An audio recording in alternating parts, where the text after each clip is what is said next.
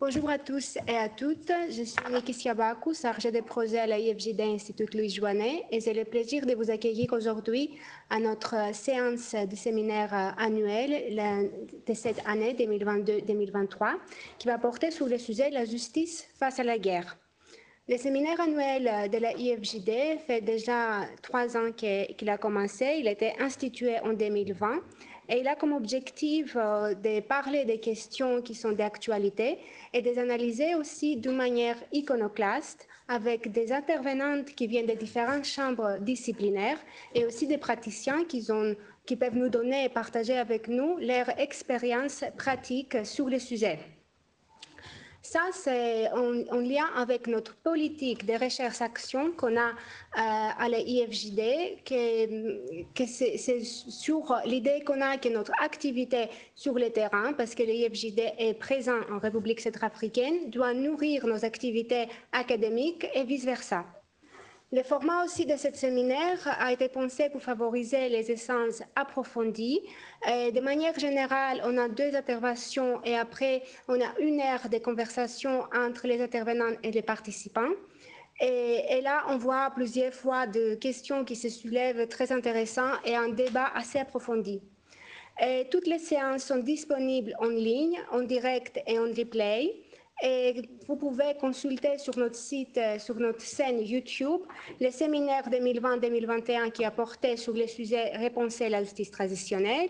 Il y a des séances qui concernent en particulier comment les mécanismes de justice traditionnelle peuvent être transportés et adoptés dans des régimes, dans des situations différentes que d'habitude, comme c'est par exemple la réhabilitation des mineurs grévistes ou même comment on peut avoir des commissions vérité pour les crimes qui ont été commis pendant les périodes de colonisation. On a aussi le séminaire 2021-2022 qui a porté sur les questions du génocide. Et là, il y avait plusieurs séances, notamment concernant la construction de génocidaires, mais même aussi la déconstruction de ce concept de génocide. Et cette année, on avait choisi d'avoir comme sujet un sujet d'actualité, les liens entre la guerre et la justice. Ce séminaire de cette année va avoir 5 séances et on va s'appuyer sur une chronologie du conflit. On va voir les justifications de l'intervention militaire. On va aussi voir les défis contemporains, mais aussi la justice durant et après la guerre. Pour cette séance inaugurale, c'est très spécial parce qu'on a le plaisir tout d'abord d'être accueillis par l'école des hautes études des sciences sociales et aussi d'avoir avec nous 2 grands spécialistes de ce sujet. Tout d'abord, avant tout, Stéphane Audouin-Rousseau, qu'on remercie énormément pour cet honneur qu'il nous a fait, directeur d'études de l'école des hautes études des sciences sociales et aussi directeur du Centre d'études sociologiques et politiques Raymond Aron, qui va donner son leçon inaugurale sur les sujets regardés la violence de guerre, et aussi Christian Ingrao, directeur de recherche en histoire au CNRS, spécialiste de l'histoire du nazisme et un grand ami de la IFJD, qui va animer la discussion entre Stéphane et Jean-Pierre Macias, notre président et aussi professeur à l'Université des Pau et des Pays de la Dure. Avant de donner la parole à Christian, je voulais juste vous indiquer que la prochaine séance du séminaire aura lieu le 24 novembre et l'inscription cette fois-ci va être faite par les liens que vous allez trouver dans la mail de diffusion dans notre newsletter ou sur les réseaux sociaux et aussi que vous pouvez pendant la séance ou à la fin poser votre question par écrit sur le chat. Merci beaucoup à tous, merci beaucoup à notre intervenante et je passe la parole à Christian. Donc, mesdames et messieurs, bonjour, bonsoir plutôt. Je suis très heureux d'introduire cette séance et de vous présenter Stéphane Audouin-Rousseau. Ça ne va pas durer très longtemps, c'est un spécialiste connu et extrêmement reconnu de la guerre. Vous, Stéphane, vous avez commencé par faire une thèse sur les journaux des combattants de tranchées qui essayaient disons, de recentrer l'histoire de la guerre, non plus sur les acteurs du haut, mais véritablement sur ce qui se passait dans les champs de bataille, dans les tranchées, et essayer de retrouver, par cette source que sont les journaux, la parole des combattants. Vous avez commencé par être maître de conférence, maître assistant maître de conférence à Clermont-Ferrand, puis à Amiens, et vous êtes arrivé, je crois, en 2004 à l'école des hautes études en sciences sociales. Vous êtes directeur d'études. Vous avez consacré on va dire la première partie de votre démarche à la Première Guerre mondiale et à cette question de la violence.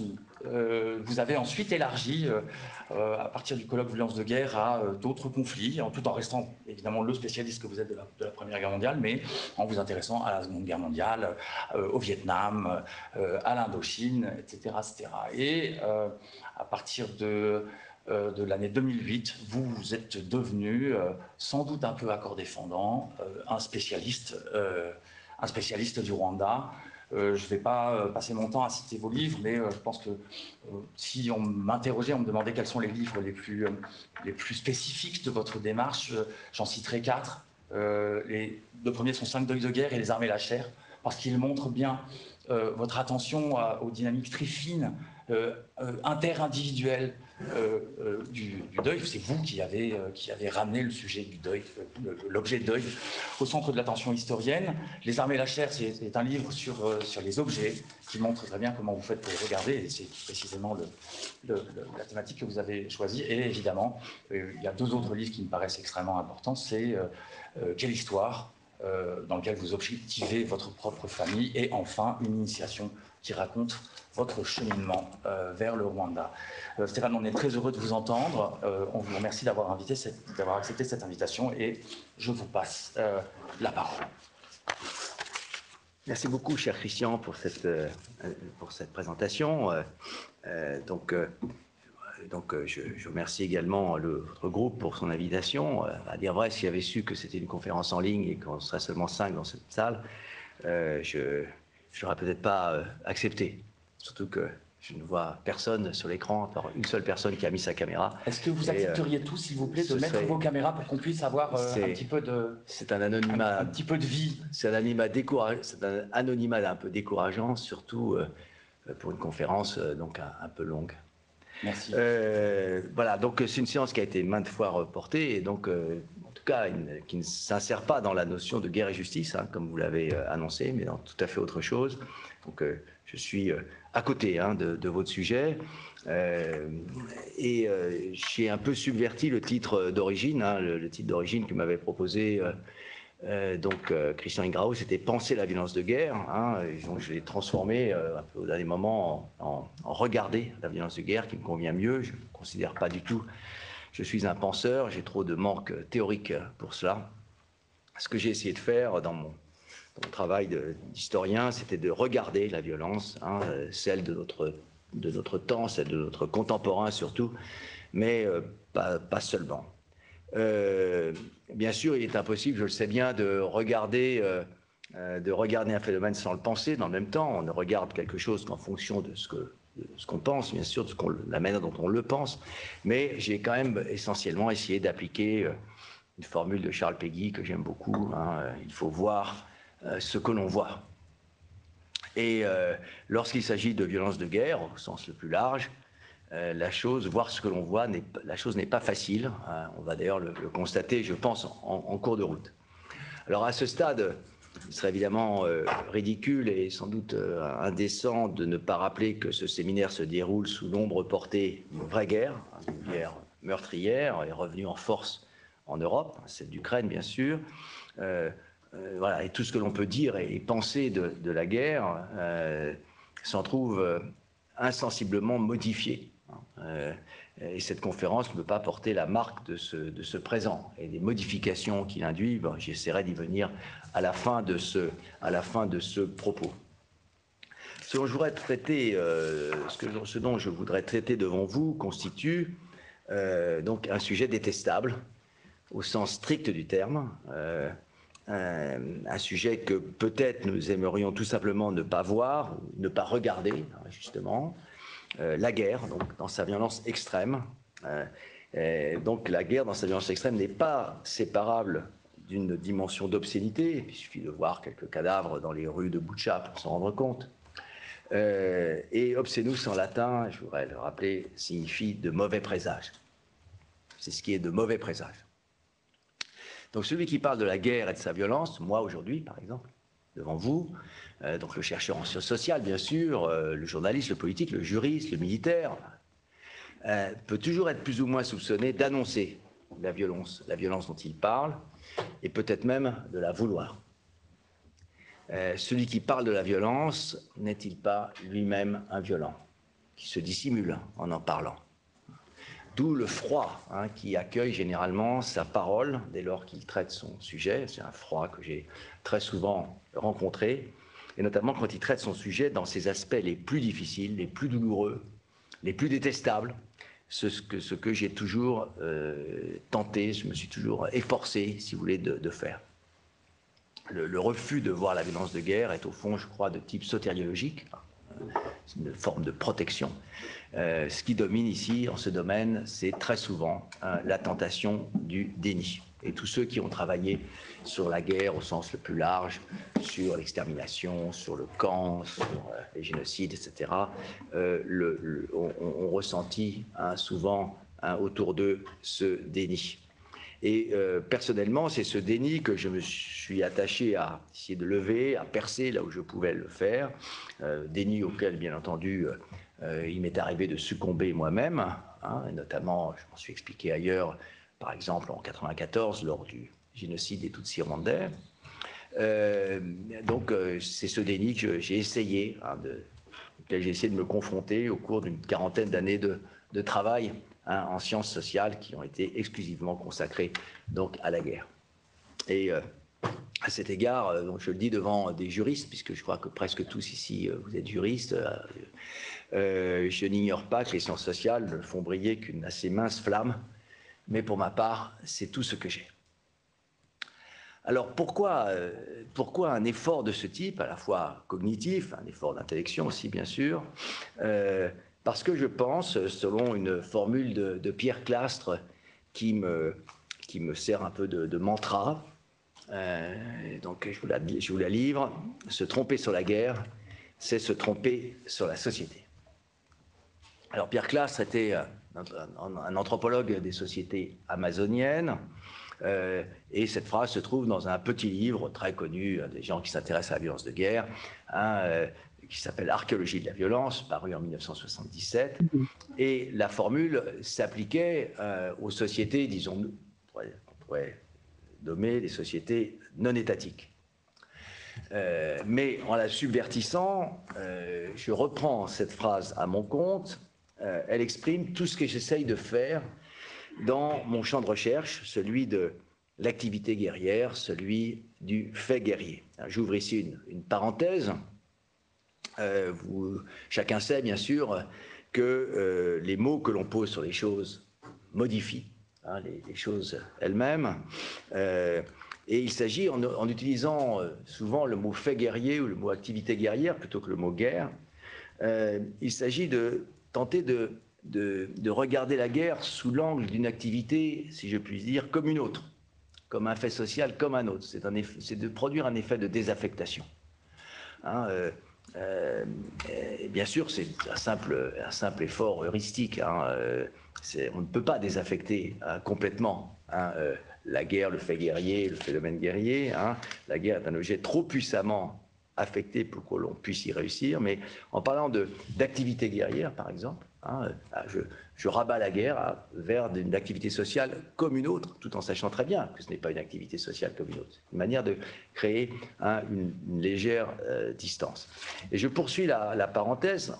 J'en profite aussi pour vous dire, et ce sera peut-être une déception pour beaucoup d'entre vous, que ce n'est pas sous l'angle politique que je vais poursuivre ce propos. Certes, je suis d'accord pour considérer que la guerre est un acte politique. On le sait pas seulement depuis Clausewitz, on le sait depuis Machiavel, qui le premier l'a perçu. Chacun connaît ce qu'on appelle la formule chez Clausewitz.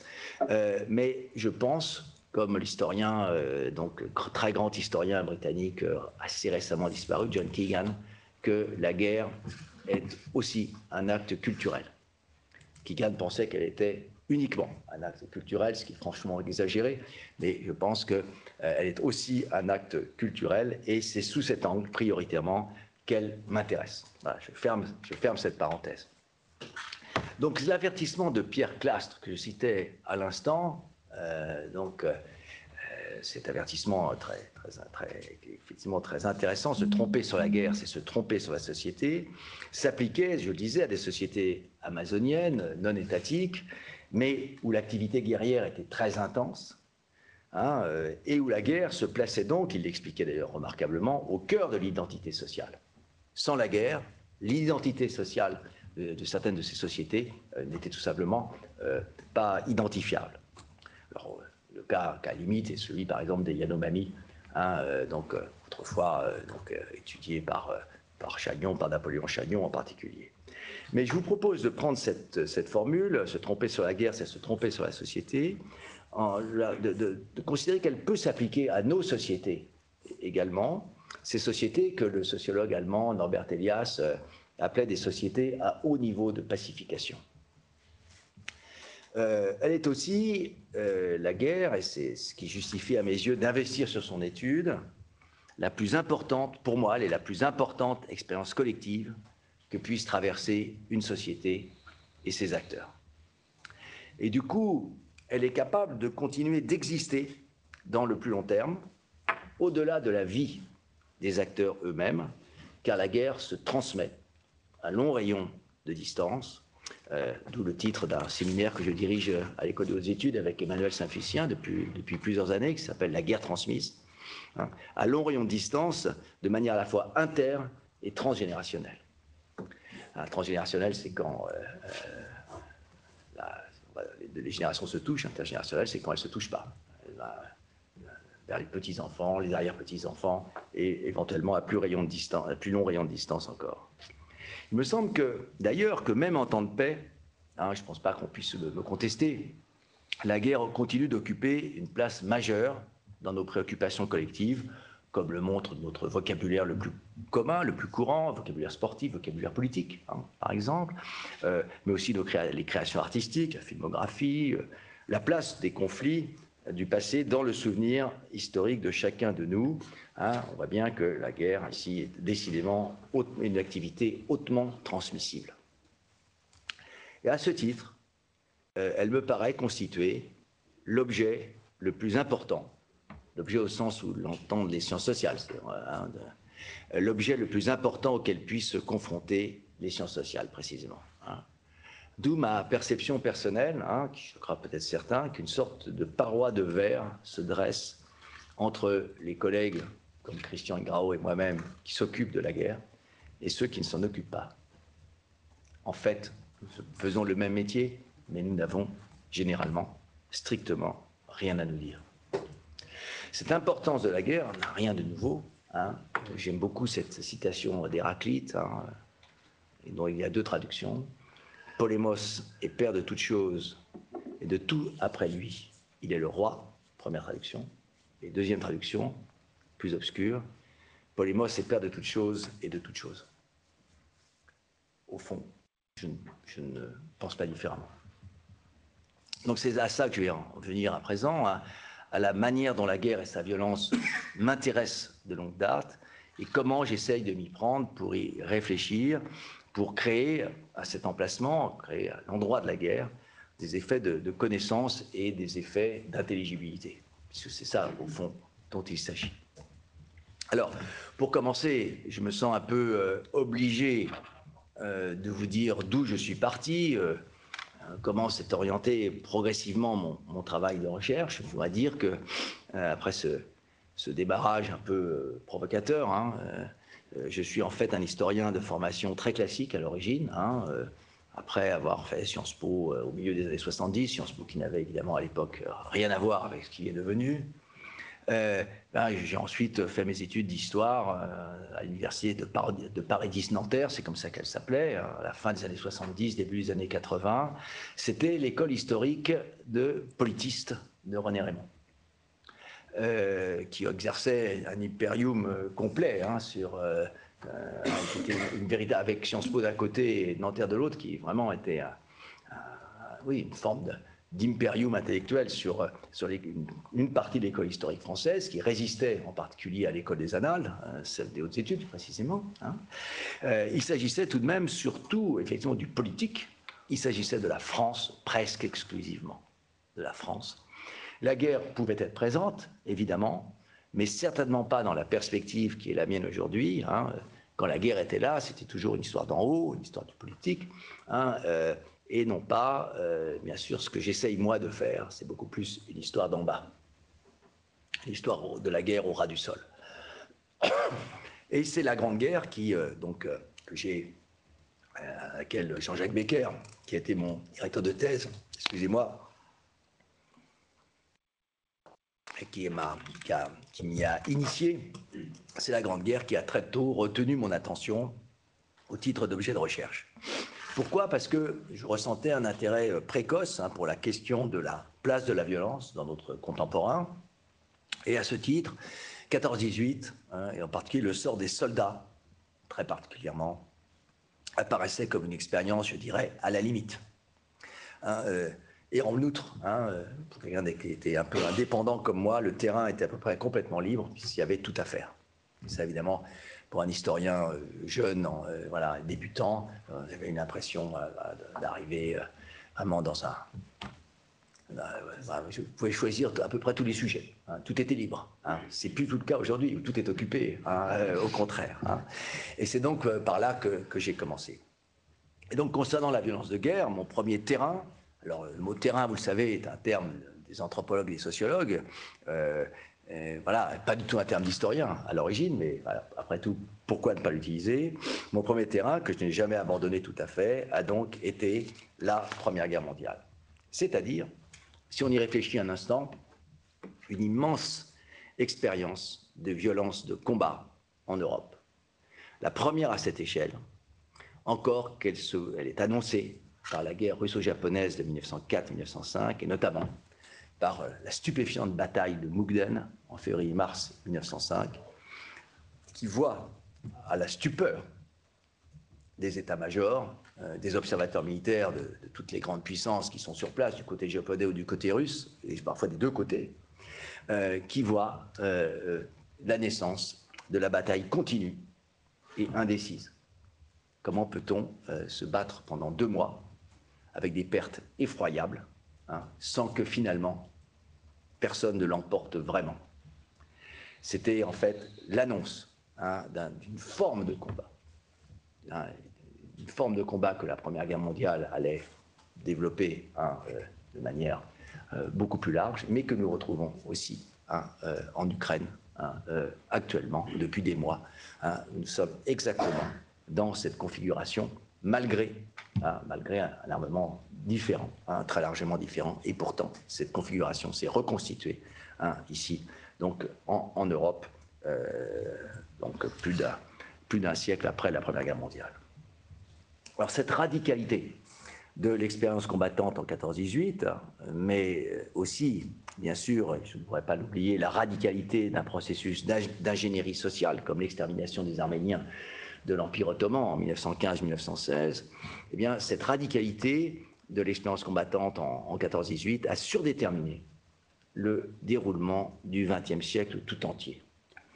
Un de ceux qui l'a le mieux vu, le mieux dit, c'est Raymond Aron, tout simplement. En 1951, dans un livre qui n'a jamais été réédité, Les guerres en chaîne, 1951, et que Raymond Aron écrit après avoir lu et préfacé une série de conférences de George Kennan, donc l'inventeur du containment, et c'est la première fois qu'on a à ce moment-là cette idée de la surdétermination de la violence du premier XXe siècle par la Grande Guerre.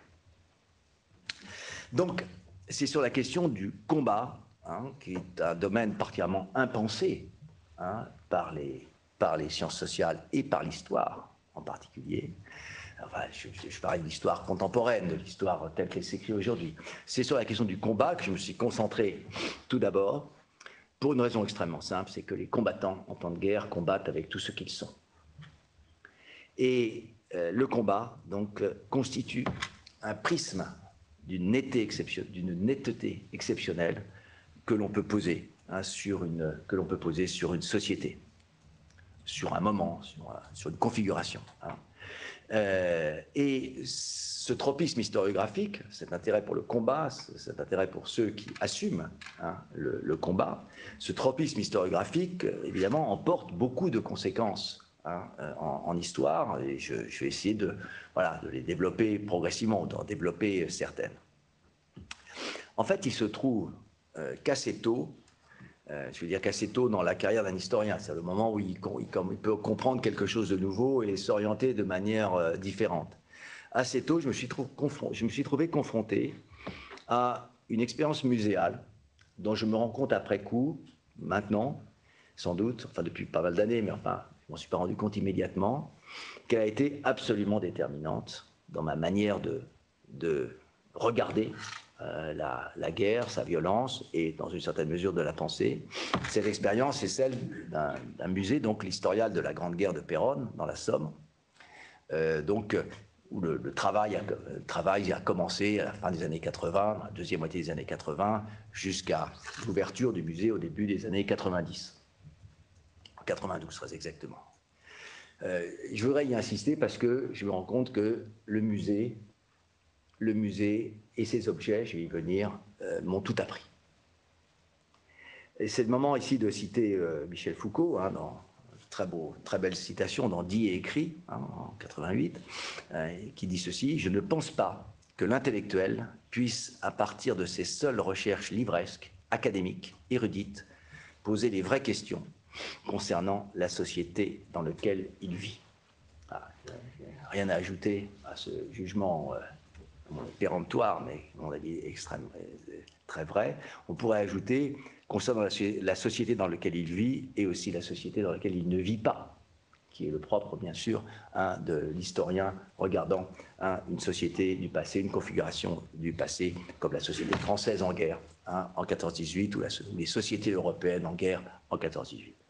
Et c'est exactement ce qui s'est passé pour moi à travers l'expérience muséale. C'est un basculement, mais un basculement progressif. Je n'ai rien senti dans un premier, une lente infusion, si vous voulez. Je en parlerai peut-être, mais quand j'ai rencontré le génocide des Tutsis rwandais, très tardivement, en 2008, j'ai senti le basculement.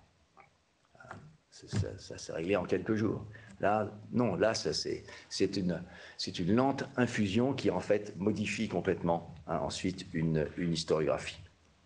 Ce basculement, il a été celui de la rencontre avec l'objet, au sens étymologique du terme. Objet vient en latin d'objectum, je crois que c'est un latin scolastique du XIIIe siècle, objectum. Objectum, ça veut dire jeter devant, jeter en travers. D'où en français le mot objection. Je vous fais objection. Voilà, l'objet, je parle de l'objet en trois dimensions, essentiellement. Voilà, l'objet, voilà, cette bouteille d'eau, l'objet.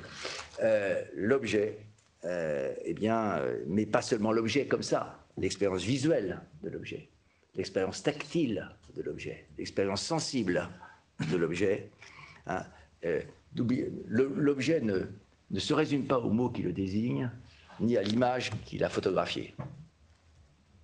L'objet doit être donc approprié, tenu dans les mains, soupesé, utilisé.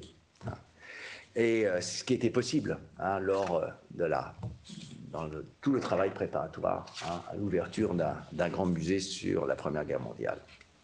Donc c'est la rencontre avec ce que les anthropologues appelleraient les matérialités, au pluriel, les matérialités combattantes, et aussi bien entendu non combattantes, car il se trouve, et c'est une des grandes spécificités de la Première Guerre mondiale, que ce conflit a suscité une immense production d'objets matériels. Une immense production liée à plusieurs phénomènes, liée bien sûr à la durée du conflit. 4 ans et demi, ça permet une production évidemment de masse, liée à la stabilisation des fronts.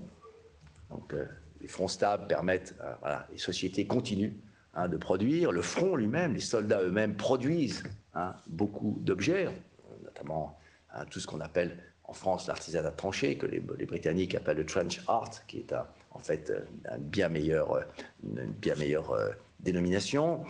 Il y a le fait que ces puissances, les puissances européennes qui s'affrontent sont des puissances industrielles, capables de production de masse, d'armement, d'uniformes, d'objets de propagande, etc., de bandes dessinées, vraiment masse de jouets.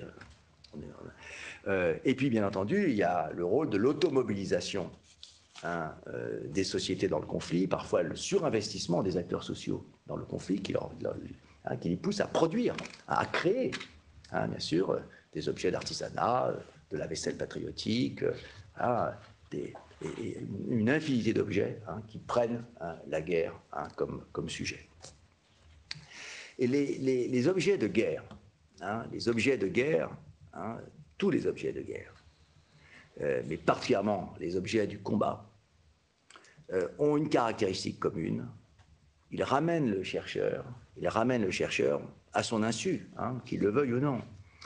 Il ramène le chercheur à la question du corps en temps de guerre. Et ceci est particulièrement vrai des soldats, du corps des soldats, la question du corps de ceux qui combattent. Je profite pour en parler. N'oublions pas qu'il n'y a pas de corps sans objet. Nos corps sont entourés d'objets, ils ne peuvent pas s'en passer. Et même nus sur une plage déserte, la manière dont nous bougeons nos corps, nos pratiques motrices sont informées par les objets que nous avons portés. Donc, il n'y a pas de corps sans objet. C'est pour ça que Marcel Mauss, dans un texte génial, Les techniques du corps, en 1936-37, se trompe quand il dit quand il étudie les corps sans les objets qui vont avec. Je ne peux pas séparer le corps et les objets. Mais l'objet pose sous un angle inusité la question du monde combattant, de même que la question du combat et de sa violence. Le passage par l'objet l'enrichit, la modifie, en même temps qu'il modifie de proche en proche, à votre insu, votre propre effort historique. Et dans mon cas, ce déplacement s'est effectué vers l'anthropologie. J'ai déjà beaucoup parlé d'anthropologie depuis, peut-être plus que d'histoire, depuis le début de ce propos, tout au moins vers des questionnements, des formes de regard informés par l'anthropologie. Regarder la guerre, pour moi, et aussi peut-être la pensée, si vous y tenez, cela aura signifié regarder la pensée sous l'angle d'une anthropologie historique, une anthropologie historique sous l'angle d'une hybridation, finalement, des outils historiens et de ceux de l'anthropologie. Et donc c'est à travers la question du corps que je me suis déporté, malgré moi finalement, malgré moi, c'est pas vraiment un choix, déporté vers des questionnements nouveaux que rien dans ma formation ne me préparait à affronter. Et je me souviens, Jean-Jacques Becker, qui était de formation beaucoup plus classique, qui était un élève direct de René Raymond, était souvent un petit peu surpris par les objets qui n'étaient pas les miens à l'origine, mais qui le devenaient progressivement. La guerre que je regarde est avant tout une expérience corporelle. C'est sous cet angle que j'essaye donc de la regarder, d'y réfléchir ou de la penser, si vous voulez qu'on emploie ce terme. Alors, ceci ne doit pas évidemment beaucoup vous surprendre. La guerre, et tout particulièrement le combat, suppose évidemment un engagement corporel extrême qui ne se retrouve dans, je pense, à peu près aucune activité sociale. Je fais un bref inventaire. La guerre implique bien sûr, c'est un point essentiel, l'ouverture de ce qu'on pourrait appeler la barrière anatomique, par la blessure, par la mutilation. Et justement, une des caractéristiques majeures de la guerre moderne, c'est-à-dire celle qui apparaît à la charnière du XIXe siècle et du XXe siècle, eh bien, une des caractéristiques majeures de la guerre moderne, c'est d'avoir promu des formes d'atteinte au corps, d'atteinte somatique, absolument nouvelles dans l'activité guerrière. En termes justement d'atteinte au corps, de dépeçage du corps, d'entame du corps. La guerre, évidemment, et ceci prolonge cela, la guerre est expérience du corps à travers l'atteinte à la vie biologique des acteurs sociaux. La guerre, il faut évidemment ne pas oublier la létalité de la guerre, qui est une des conditions sine qua non de son identification comme telle. La guerre transforme les corps en cadavres, mais pas n'importe comment. Le combat moderne induit une violence corporelle spécifique. La première fois, sans doute, que des contemporains de la guerre ont marqué leur stupeur face à ce que la guerre fait au corps, bien, la première fois, c'est pendant la guerre de sécession, notamment après la bataille d'Antietam en 1862, où les photographes du Nord en particulier photographient les corps, les cadavres sur le champ de bataille. Les commentaires sont particulièrement révélateurs. Ces photos sont exposées à New York en particulier. Les commentateurs disent c'est extraordinaire, on a l'impression qu'un géant a pris des corps humains et depuis le ciel les a jetés au sol. Et d'un seul coup, cette entrée du réel de la guerre vers le monde de l'arrière, eh bien, c'est la première fois, sans doute, que des contemporains d'un conflit, qui n'est pas sans conflit du 19e siècle, mais qui n'est pas sans parenté avec la Grande Guerre, bien sûr. Après tout, la guerre de sécession, c'est la Grande Guerre des Américains, comme vous le savez. Eh bien, c'est le moment, c'est ce moment-là. Par ailleurs, la gestion des corps, la gestion des cadavres dans l'après-coup constitue un des problèmes aussi très importants de la guerre moderne. Gestion des cadavres pendant, aussi de manière post-immédiate, et puis dans le long terme, ensuite, les nécropoles, voilà, la récupération ou don des cadavres par les familles, etc. C'était un problème qui a occupé plusieurs années les sociétés européennes et non européennes, les sociétés américaines aussi, après la Première Guerre mondiale. Donc je fais l'inventaire de cette corporité. Je continue mon inventaire. La guerre implique bien sûr une fatigue corporelle extrême, et induite cette fatigue par le phénomène précisément de la bataille continue, que je disais à l'instant.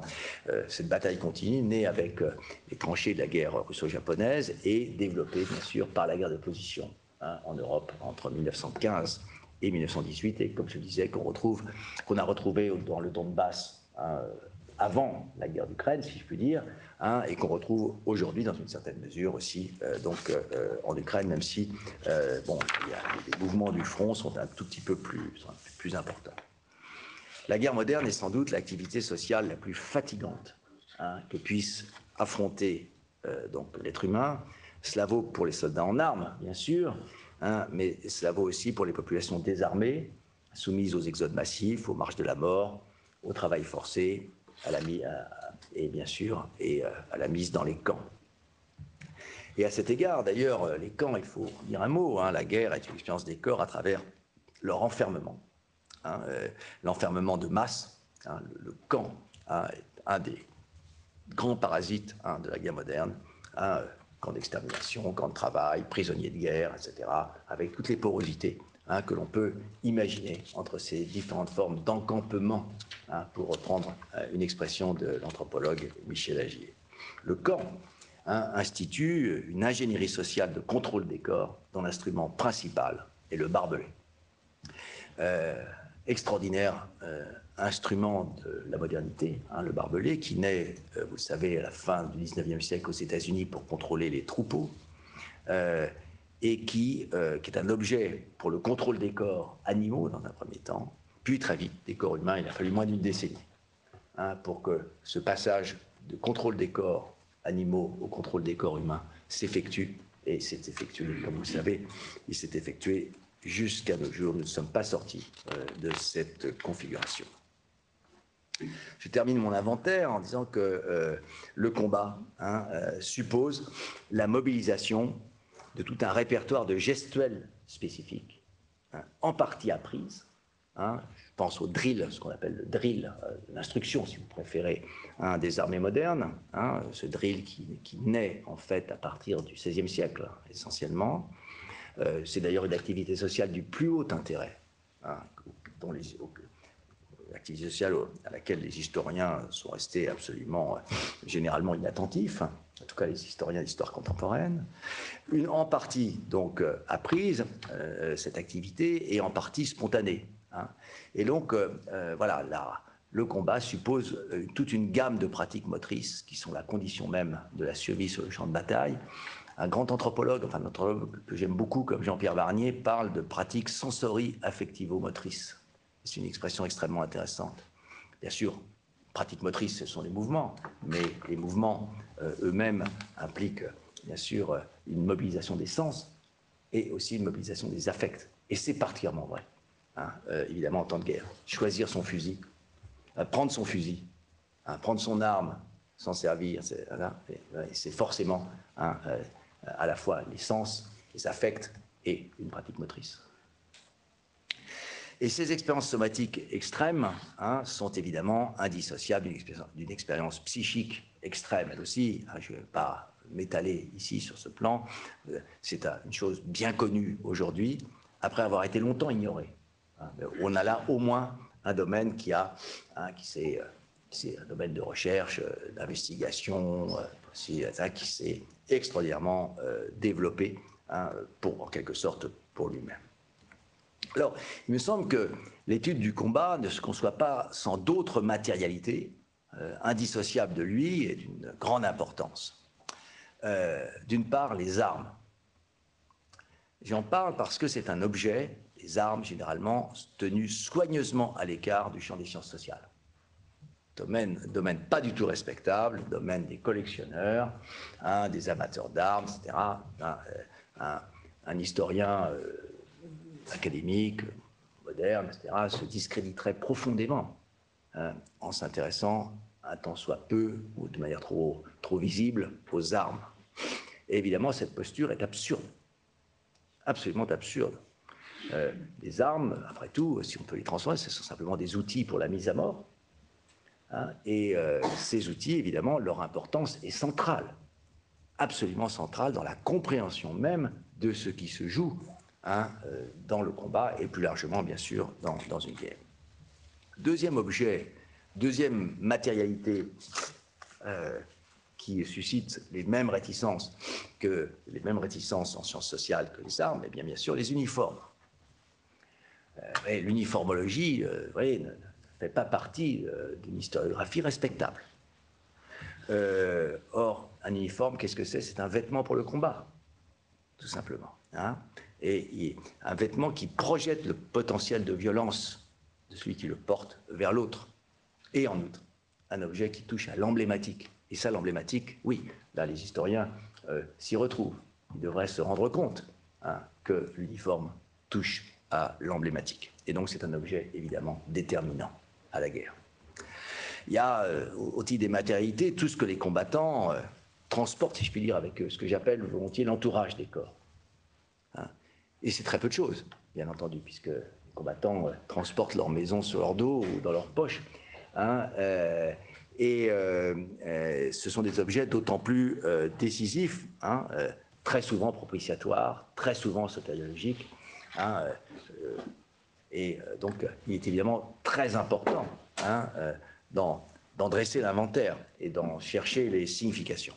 Enfin, il ne faut pas oublier un objet englobant hein, au titre des différentes matérialités du combat, et cet objet, lui aussi généralement banni du champ des sciences sociales, c'est ce que j'appelle le champ de bataille moderne, qui évidemment est un objet. Pourquoi c'est un objet? Parce que c'est un artefact. C'est un artefact issu du combat. Car une des caractéristiques de la guerre moderne, à partir de la guerre russo-japonaise, encore plus pendant la Première Guerre mondiale et depuis, c'est que la guerre moderne a cette caractéristique qu'elle entre dans le sol, qu'elle sculpte le sol et qu'elle le sculpte parfois de manière définitive, en tout cas profondément et durablement. Hein. Ceci est une des caractéristiques, bien sûr, de la guerre industrielle, mais aussi de l'immense travail hein, de terrassement hein, produit hein, par la bataille continue, par les hommes hein, immergés dans la bataille continue. Et puis, bien entendu, dans cet objet donc, qu'est le champ de bataille, figurent d'autres objets très importants, bien sûr, les structures archéologiques, les mémoriaux, les nécropoles, etc. etc. Le champ de bataille, vous voyez, c'est cette manière qu'a le combat d'entrer dans le sol. Ça a été des grandes stupeurs hein, des attachés militaires qui suivaient le conflit russo-japonais, notamment la bataille du Mukden, où une fois que les Russes finalement ont reculé sans avoir été vaincus et que le champ de bataille était évacué, il restait quoi? Il restait les trous qu'avaient creusés les soldats japonais avec les pelles de travail, les pelles de soldats devant pour se protéger le visage quand on était dans son trou. Et donc, ce que voient les attachés militaires, c'est un sol entièrement sculpté par les combattants et cette sculpture du sol était évidemment le fruit de la terreur combattante sous le feu pendant la bataille, pendant les 2 mois de la bataille. Donc, oui, je le redis, je finis un petit peu mon inventaire. Ce sont ni les livres ni les archives qui, pour l'essentiel, m'ont conduit à regarder la guerre sous l'angle que j'essaye de dessiner pour vous. C'est la mise sur pied d'un musée de la Première Guerre mondiale. Donc, cette histoire de la Grande Guerre de Péronne, qui a suscité pour moi le choc, mais un choc, que je le disais, progressif, une infusion plutôt qu'un choc, de la rencontre avec les objets de guerre et du combat. Par exemple, je donne quelques exemples pour concrétiser, les uniformes, par exemple. Quand vous avez des collections d'uniformes qui arrivent, qui sont achetées par des recherchistes, par la conservation, etc., votre tentation, bien sûr, c'est d'essayer les uniformes. Bien sûr. Évidemment, une fois que tout est dans un musée, une fois que c'est dans le musée, vous ne pouvez plus.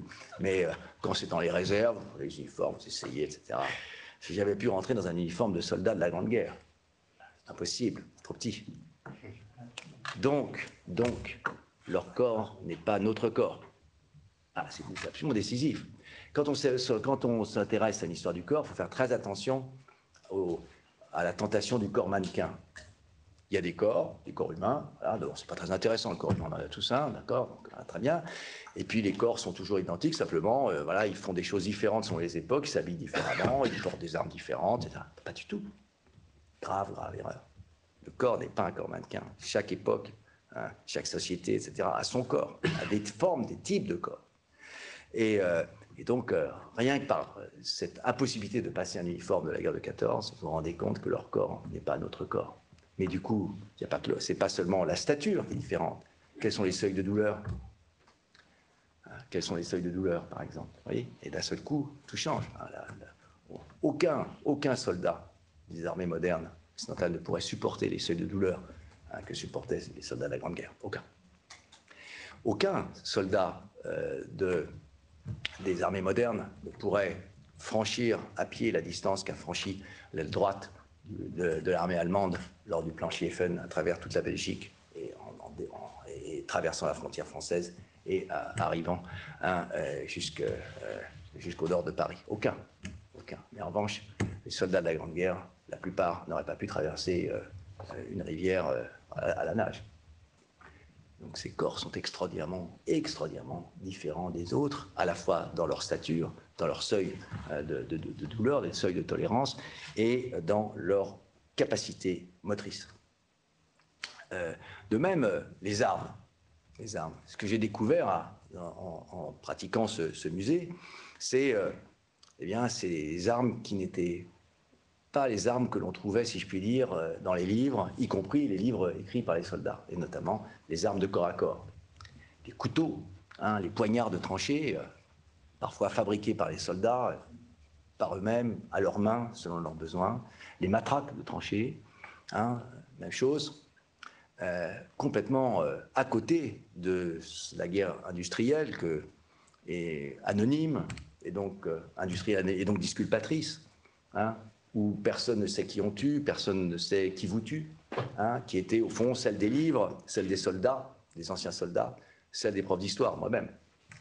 D'un seul coup, une autre guerre, sous la guerre la plus vive, une guerre tout à fait minoritaire, bien entendu, tout à fait minoritaire.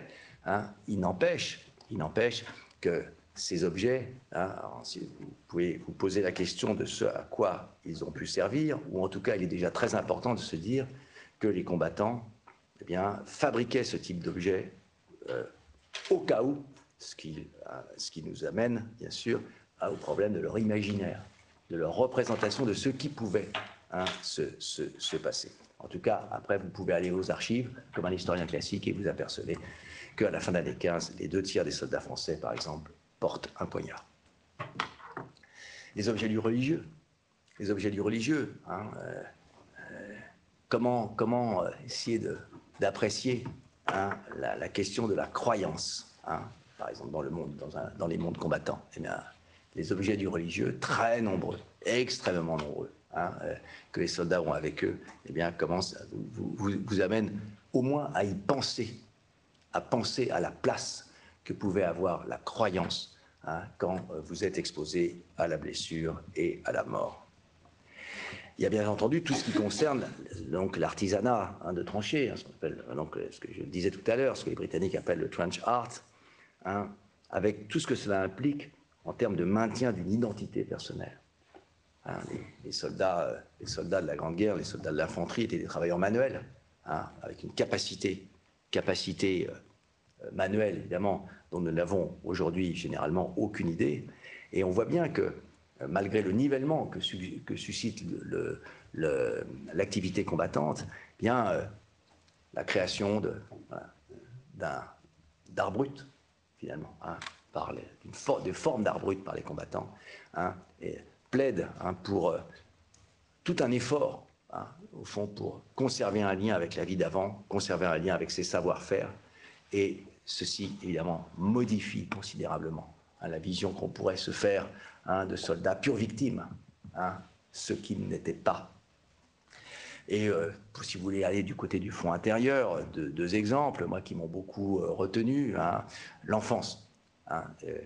C'est en voyant des jouets de guerre fabriqués pour des enfants, y compris des petits uniformes, par exemple, que je me suis rendu compte, d'abord, que les enfants avaient existé dans la Grande Guerre.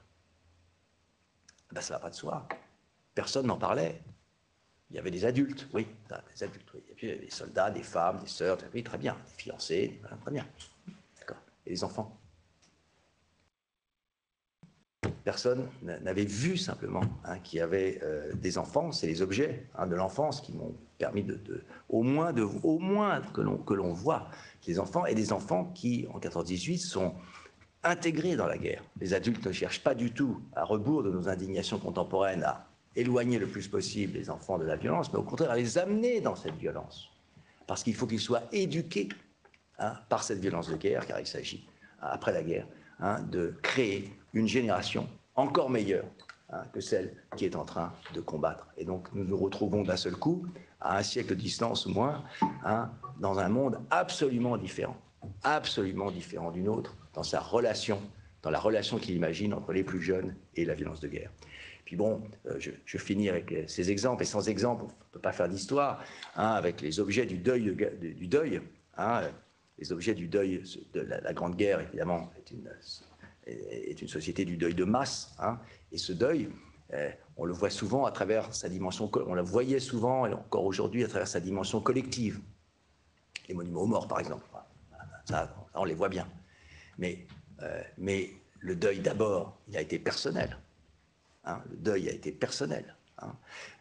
D'abord, des épouses, des enfants, des pères, des mères, des sœurs, ont été en deuil à titre personnel, du fait de la mort à la guerre qui est d'abord massive dès 1914-1915. Et donc, dès qu'on voit ces objets du deuil, ils sont très nombreux. D'un seul coup, une question apparaît, à laquelle généralement on n'avait pas pensé, en tout cas moi je n'y avais pas pensé. Comment a-t-on souffert? Comment a-t-on souffert de la mort violente et de la mort de masse, donc entre 1914 et 1918, et comment a-t-on souffert en 1918 et puis bien entendu après, et souvent longtemps après, c'est une bonne question. C'est une question déterminante. Si on n'est pas capable de savoir et de dire comment les contemporains ont souffert, on ne comprend rien, n'est-ce pas, au poids de la mort sur les vivants, dans une société comme dans les sociétés européennes, pendant la guerre et après. Et donc, c'est à partir de ce socle exceptionnel que constituait la Grande Guerre que je me suis posé la question de la violence, donc de l'activité guerrière, telle qu'elle s'est déployée dans d'autres configurations de notre contemporain, surtout quand un lien pouvait être établi au plan des formes adaptées par l'activité combattante. Guerre d'Indochine, par exemple, Bien Phu, bien sûr, guerre Iran-Irak, dernière guerre de position du XXe siècle. dans une certaine mesure l'éclatement de l'ex-Yougoslavie, le grand siège de Sarajevo, l'Ukraine aujourd'hui. Hein, c'est évidemment avec ces types de conflits que j'ai le plus d'affinité parce que les outils, les manières de regarder, de penser la violence de guerre forgées à travers mon travail sur 14-18, eh bien, peuvent s'appliquer de nouveau, évidemment pas de manière mécanique, il faut reforger les outils, mais au moins, j'ai une certaine forme de familiarité. Et donc, vous voyez, vous l'aurez compris, il m'a semblé que le fait que la guerre engage si puissamment les corps, crée en soi un lieu d'interlocution très riche entre ces deux disciplines, l'histoire et l'anthropologie, et même un lieu privilégié pour une possible jonction entre elles. Et donc, par voie de conséquence, on pouvait regarder de manière différente le fait guerrier, l'activité guerrière, la guerre.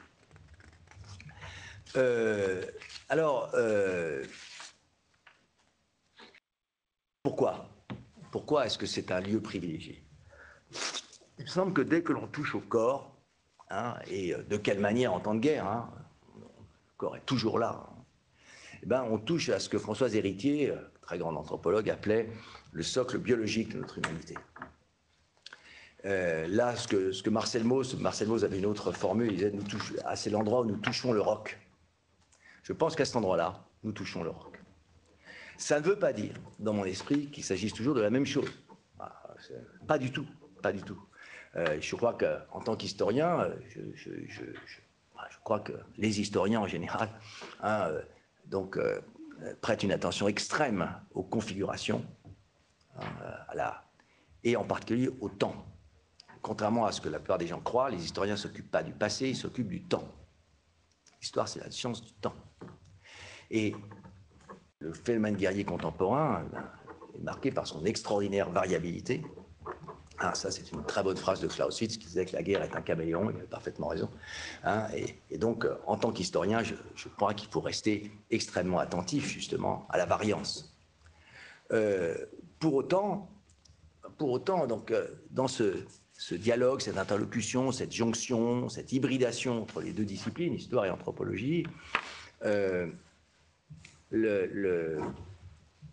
l'emplacement de la guerre, à l'emplacement de sa corporalité, il y a une difficulté majeure qu'il ne faut pas se dissimuler, que je vous indique tout de suite, parce que sinon vous allez me la renvoyer en quelque sorte, et qui tient une forme de discordance de chacun des deux champs. Il se trouve que l'histoire, discipline très ancienne, comme vous le savez, a partie liée avec la guerre depuis ses origines. C'est pour dire la guerre qu'Hérodote, puis Thucydide écrivent. Et la discipline telle qu'on peut la reconnaître comme telle existe au départ pour dire la guerre. Donc il n'est pas étonnant que l'histoire se soit de longue date intéressée à la guerre, qu'elle ait continué de s'intéresser à la guerre. Mais l'histoire, en tant que discipline, est très mal à l'aise avec la corporéité, très mal à l'aise avec le corps, et avec le corps guerrier plus encore. Parce qu'il faudrait qu'elle s'intéresse justement à l'armement, à l'uniforme, au champ de bataille, autant de choses auxquelles elle n'a aucune envie de s'intéresser. Elle n'ose pas s'intéresser. Avec quelques exceptions. Marc Bloch, par exemple, dans la deuxième partie de L'étrange défaite, qui tente une extraordinaire anthropologie historique, de comparatif entre l'expérience corporelle de la Première et de la Deuxième Guerre mondiale. Mais c'est Marc Bloch. L'anthropologie, de son côté, est bien plus à l'aise que l'histoire avec la corporéité, bien sûr. Et pas tellement avec la guerre. Et notamment pas tellement avec le combat, ne serait-ce que parce que l'anthropologue peut difficilement se trouver un terrain alors qu'il y a combat. Il est efficace, l'anthropologue, dans l'après-coup. Dans l'instant, évidemment, c'est plus difficile. À quoi s'ajoute une complication supplémentaire qui m'avait beaucoup retenu autrefois, qui n'est pas mince, c'est que les historiens et les anthropologues qui, au XXe siècle, ont été pris dans les filets de la guerre totale, Première et Deuxième Guerre mondiale, comme combattants, parfois déjà avec une carrière derrière eux, pas très jeunes, comme Marcel Mauss par exemple, comme Marc Bloch, comme Lucien Febvre, comme, pour parler des historiens, mais comme aussi, je sais pas, pour prendre des Anglais, Leach, Goody, Evans Pritchard, Koselleck, par exemple, historien allemand, que c'est pour la Deuxième Guerre mondiale, Renouvin, qui a perdu son bras en 1917 sur le chemin des dames, voilà, bon. Eh bien, tous ces historiens, ces anthropologues, sociologues, qui avaient une expérience de guerre et de combat à la première personne, eh bien, n'en ont pratiquement rien dit. Ils se sont tus sur leur propre expérience, à part quelques bribes chez Mauss, quelques aperçus passionnants chez Marc Bloch, mais chez d'autres, rien. Et parfois absolument rien. Alors, est-ce que c'est un mutisme, une forme de mutisme, un déni, je ne sais pas, mais en tout cas, ces très grands noms des sciences sociales du XXe siècle ont marqué à l'endroit de leur propre expérience de guerre, leur propre expérience de combat, une quasi-absence de réflexivité. Et ils n'ont jamais considéré que leur expérience avait été un terrain. Jamais. Et ceci ne nous a pas aidés, nous, qui arrivons après, sans expérience de guerre, sans expérience du combat. Ceci ne nous a pas aidés à disons, être équipés de meilleures lunettes à l'endroit du fait guerrier. D'autant plus que les élèves de ces très grands noms des sciences sociales qui avaient connu l'expérience de guerre, les élèves ont redoublé le silence des maîtres. Puisque les maîtres n'avaient pas parlé de la guerre, de leur guerre, eh bien, ils n'ont même pas su voir qu'ils n'en avaient pas parlé. Donc évidemment, ils ne pouvaient pas en parler non plus. Et donc, voilà, toute une expérience sociale immense ici, non reproductible, des deux conflits mondiaux en particulier, a de ce point de vue, du point de vue des sciences sociales, bien sûr, a de ce point de vue été perdu.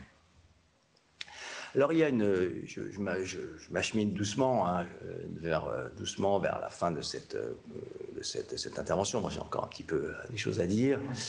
Il y a une dernière expérience du corps que je souhaiterais évoquer et qui concerne les victimes comme leurs bourreaux. Il s'agit du déploiement des pratiques d'atrocité ou, si vous préférez, des pratiques de cruauté.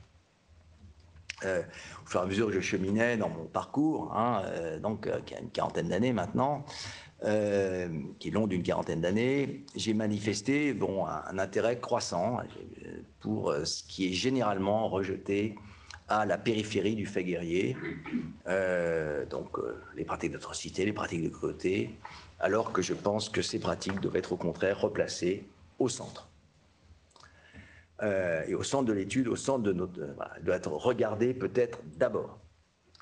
Alors, il se trouve qu'au plan intellectuel, mais aussi au plan civique, il y a deux expériences de pratiques de cruauté contemporaines qui ont croisé ma route, si je puis dire au bon moment. Ça ne veut pas dire que je m'en félicite, mais enfin, à un moment où j'étais capable de m'en saisir un petit peu. D'une part, évidemment, la question de la Bosnie entre 1992 et 1995, et surtout le Rwanda, le génocide des Tutsis rwandais, donc entre avril et juillet 1994, mais un génocide que je n'ai rencontré que beaucoup plus tard, en 2008, à Kigali, et c'est un sujet qui m'habite beaucoup depuis cette date. C'est une rencontre, vraiment une rencontre avec ce qu'on pourrait qualifier d'apax, ce génocide, un cas absolument unique par certains aspects, en tout cas pas par tous.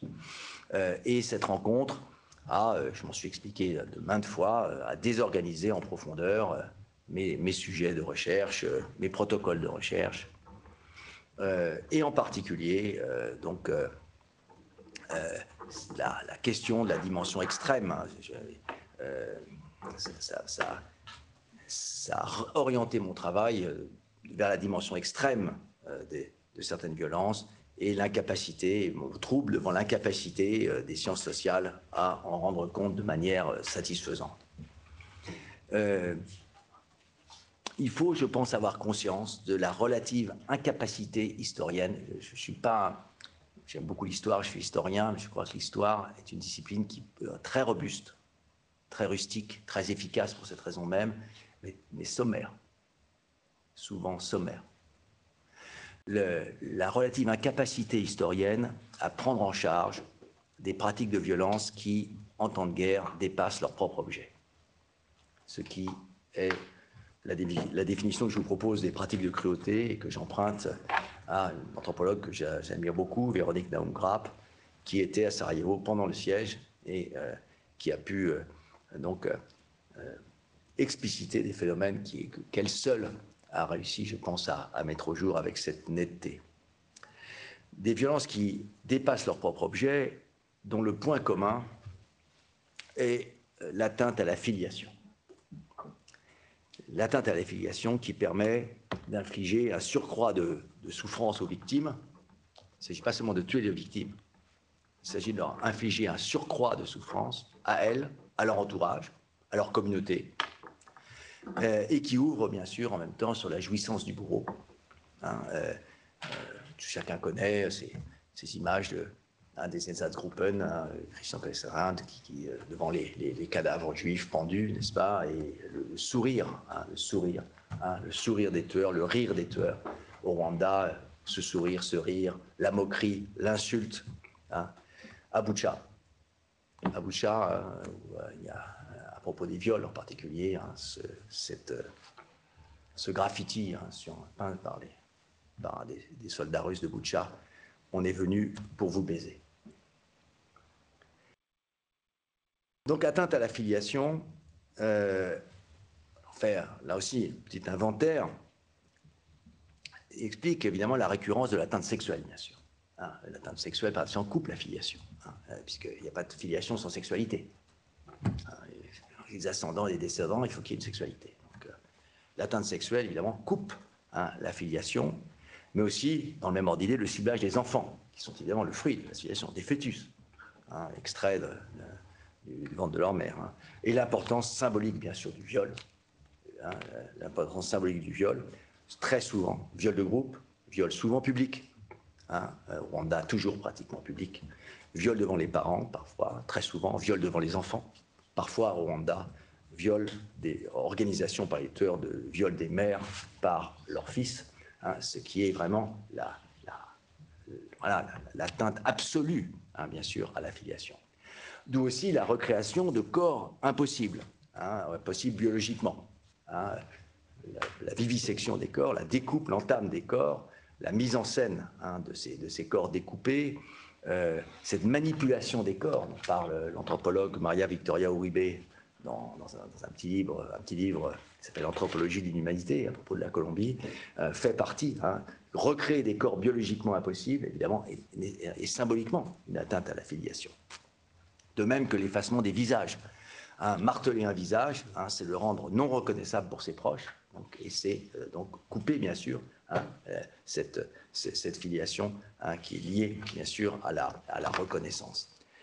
D'où aussi, bien sûr, l'importance de la disparition des corps et de ce qui les entourait, c'est-à-dire les maisons. Les maisons, très important. Une maison, ça sert à protéger le corps. Disparition des corps et des maisons, ces corps on n'a pas seulement retranché ceux que l'on tue de l'existence, ils n'ont jamais existé. Le Rwanda est un cas vraiment limite, ici, où les corps sont basculés dans les latrines, cachés. Encore aujourd'hui, beaucoup de corps n'ont jamais été retrouvés, et les maisons des victimes ont été systématiquement détruites. J'étais encore au Rwanda en septembre, dans le sud-ouest de Kigali, dans une zone très très reculée, à Kaduwa, qui est une zone où il y avait une surreprésentation de Tutsis parce que c'était des pâturages qui permettaient aux Tutsis qui historiquement ont glissé vers ces zones pour qui leur laissaient des possibilités de pâturage pour leurs troupeaux.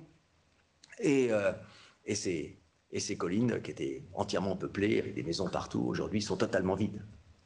Il n'est rien resté de la présence humaine Tutsi dans ces régions. D'où aussi, bien sûr, filiation, la prégnance de la torture. La torture qui cherche à faire entendre plutôt qu'à faire parler, et qui cherche l'anéantissement psychique de la victime et qui généralement y parvient. Donc, ce qui me paraît intéressant ici, c'est l'écart phénoménologique entre violence de guerre et pratiques de cruauté. Il ne s'agit pas de dire que les pratiques de cruauté sont plus graves, c'est pas ça. C'est qu'il s'agit d'autre chose.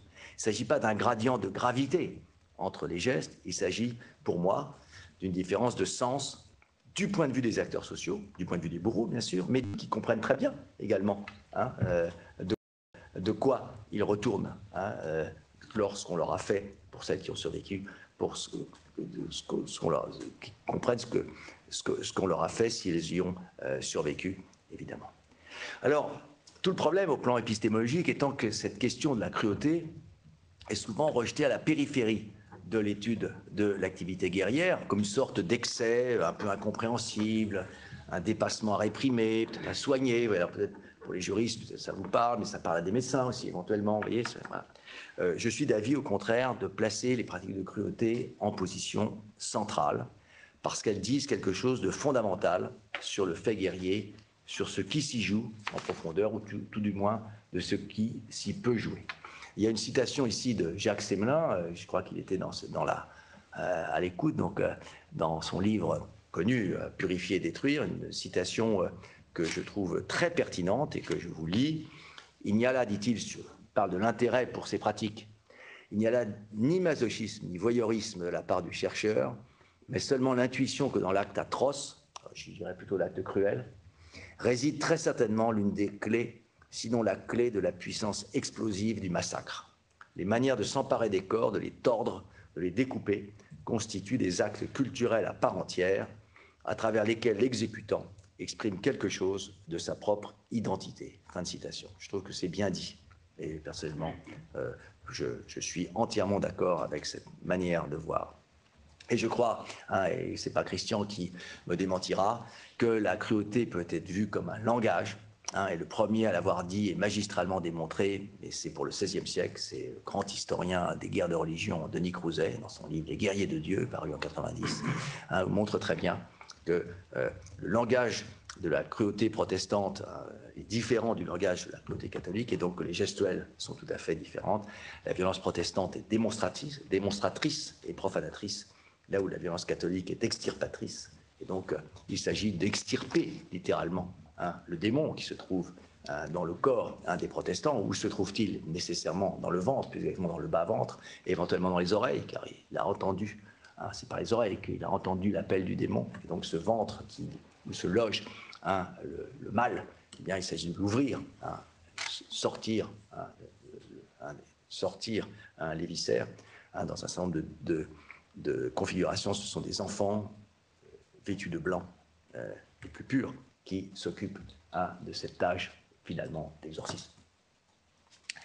Je crois en effet que les pratiques de cruauté constituent une voie d'accès privilégiée vers les systèmes de représentation des acteurs sociaux engagés dans la guerre et dans les meurtres de masse qui l'accompagnent. C'est un langage à décrypter, donc il faut évidemment à chaque fois identifier la grammaire, la syntaxe, le vocabulaire, mais je crois que cela en vaut la peine compte tenu des effets d'intelligibilité qui peuvent en procéder.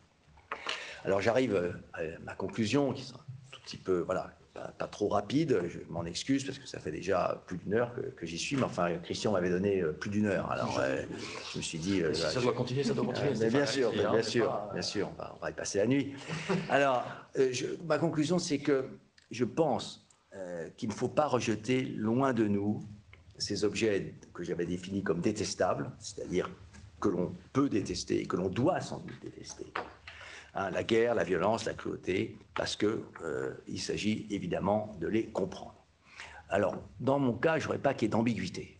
Non pas d'un quelque point de vue pacifiste ou antimilitariste, ça n'est pas du tout mon cas. On est bien libre, évidemment, d'être pacifiste et antimilitariste, mais ce n'est pas du côté de la dénonciation que je me situe. Je pense que la guerre fait partie intégrante de la part d'ombre de nos sociétés, et une part d'ombre que je juge personnellement inéliminable. Si la guerre constitue un acte politique, éradiquer la guerre exige d'éradiquer le politique, ce qui me paraît une proposition absurde. Et cette part d'ombre, elle constitue tout le tragique de notre contemporain. Et nous sommes les héritiers de ce tragique. Et c'est la tâche des sciences sociales, mais pas seulement elles, bien sûr, c'est la tâche de la création littéraire, artistique, cinématographique.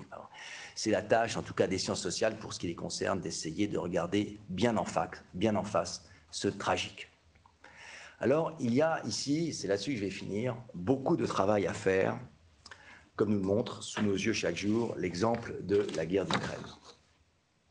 Impossible de ne pas en parler, je pense, un petit peu, pour finir, parce que pour un chercheur, comment ignorer ce moment rare, franchement exceptionnel en ce qui me concerne, où l'événement présent rattrape ces questionnements de recherche, et évidemment, en les rattrapant, il les modifie ou il les éclaire différemment.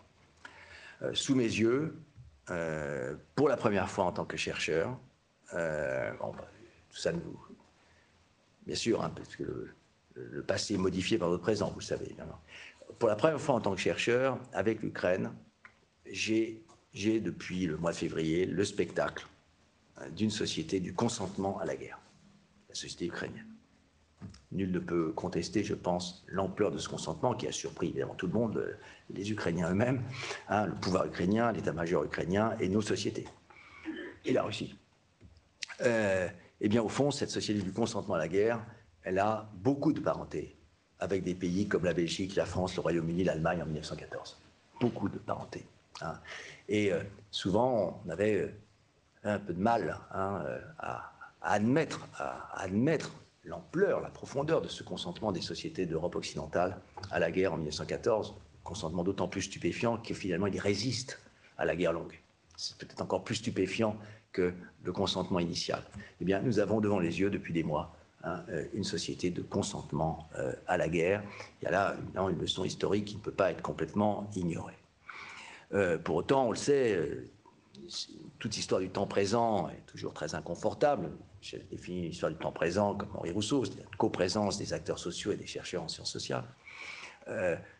On peut évidemment tenter de pratiquer ce type d'histoire, mais il est impossible de mesurer les conséquences de ce qui est en train d'advenir. C'est une petite remarque de Raymond Aron, une fois de plus, et Xavier sait très bien, on peut faire une histoire immédiate de grande qualité. Le problème, c'est qu'on ne sait pas les conséquences des événements que l'on décrit, et donc il manque la perspective.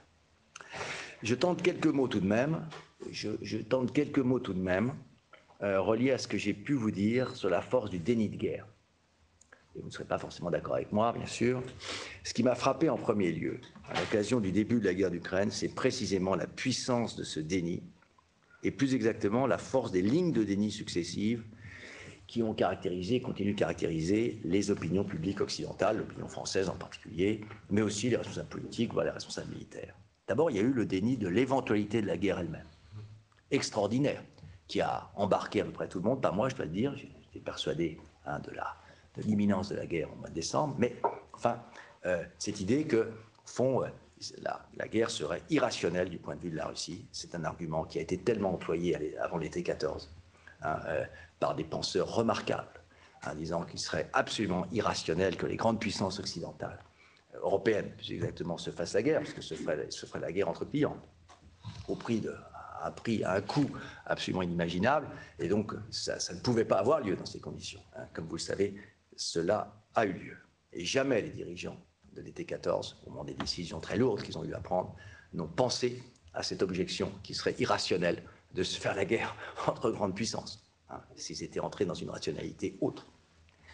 Il y a eu ensuite un déni très intéressant qui a été le déni de la prolongation inévitable de la guerre. Souvenez-vous de l'intérêt qu'ont provoqué hein, les espoirs mis dans les négociations, qui évidemment dont on se rend bien compte qu'elles ne pouvaient pas aboutir.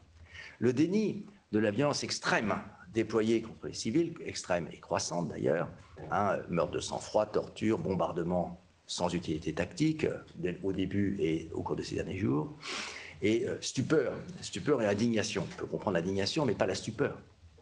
Qu'est-ce que l'on croyait? Est-ce qu'on croyait que l'armée russe allait faire traverser les vieilles dames hein, pour les aider à faire leurs courses? Est-ce que l'on sait, hein, nous qui, en Europe occidentale, avons hein, tout de même une expérience historique hein, de la guerre, hein, est-ce que l'on sait hein, la violence extrême contre les populations civiles que véhicule la guerre moderne? Ce sont les civils, justement, hein, qui sont la cible principale hein, de cette guerre-là.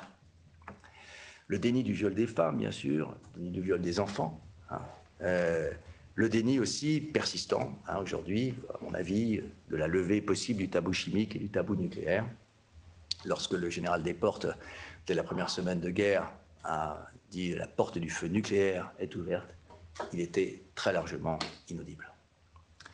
Il me semble que notre stupeur face au déploiement d'une violence de guerre croissante, hein, et encore très récemment, hein, me paraît constituer un assez bon marqueur de notre inconscience. Hein. Alors que l'on sait depuis Clausewitz, oui, que la montée aux extrêmes, hein, est constitutive, hein, de l'activité guerrière. On le sait, mais en fait, on ne le sait pas. On fait comme si nous ne le savions pas, comme si nous ne voulions pas le savoir ou pas complètement.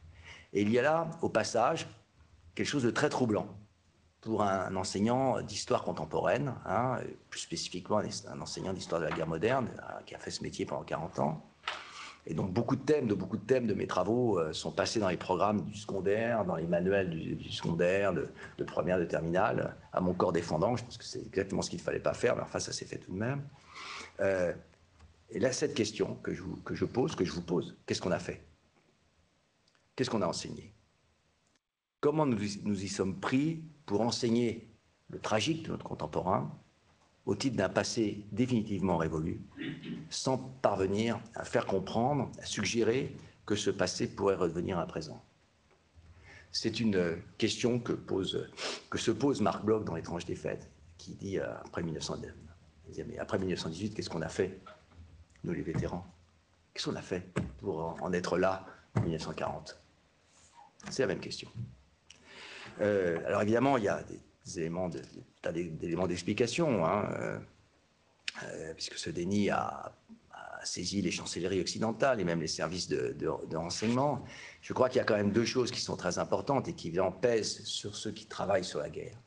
D'une part, la déprise de la guerre en Europe occidentale, ce que j'appelle moi la déprise de la guerre en Europe occidentale depuis 1945, depuis 1962 pour la France, à la fin de la guerre d'Algérie, toute une intimité générationnelle avec la guerre, qui avait été toujours à l'horizon d'attente des générations successives, hein, depuis le milieu du XIXe siècle, et cette intimité qui a disparu. Hein. Et le rôle ici de la construction européenne est important sans doute, hein, construction qui est une réaction, on dit souvent, qui est une réaction à la Première Guerre mondiale tout autant qu'à la Deuxième, peut-être plus encore, hein, et qui a, au fond, tout se passe comme si nous avions cru à la parousie d'un monde débarrassé de la guerre comme mode de relation entre États. Comment avons-nous pu y croire? Et deuxièmement, évidemment, la déprise généralisée du port des uniformes et du port des armes, hein, en Europe occidentale, 1997 pour la France, avec cette rupture du lien insécable entre citoyenneté et service militaire.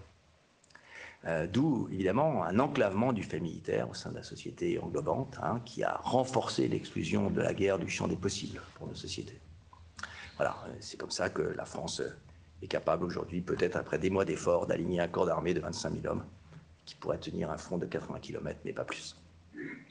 Et alors, il me semble qu'avec la guerre d'Ukraine, nous avons sous les yeux une extraordinaire expérience sociale, hein, susceptible de nous montrer à quel point il nous est difficile, hein, il nous reste difficile de voir ce que nous voyons, et que nous avons pourtant tous les jours sous les yeux, à quel point nous préférons regarder la guerre de biais plutôt que de face. Je suis partisan de la regarder de face, et même bien en face. Hein.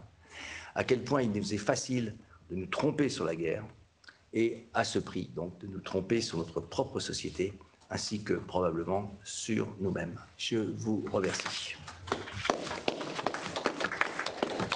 Merci Stéphane pour cet exposé. Écoutez, j'ai des centaines de questions à vous poser, mais l'organisation de la séance fait que...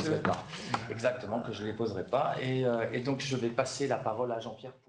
Mais d'abord, je voulais vous remercier infiniment de ce que vous avez dit. D'abord, ça confirme la nécessité que nous, juristes, nous avons, et c'est ce qu'on essaie de mettre en place à l'Institut Joannet, de rencontrer d'autres sciences sociales et de faire des rencontres profondes, parce que vous nous apprenez beaucoup sur ce que nous faisons. Et ça, je trouve que c'est très important. Et puis, j'ai beaucoup apprécié ce que vous avez dit, au fond, sur l'impact de la violence de guerre sur, évidemment, les combattants, mais aussi sur les chercheurs.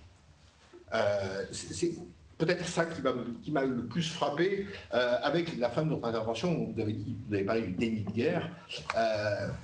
Je dois avouer que parfois, le déni de guerre est quelque chose que vous entendre m'a interpellé, parce que j'ai travaillé plus de 20 ans sur l'URSS. J'ai vécu à Moscou, je connais un peu ce système, même si j'avais arrêté de travailler sur la Russie après 2010, mais quand même.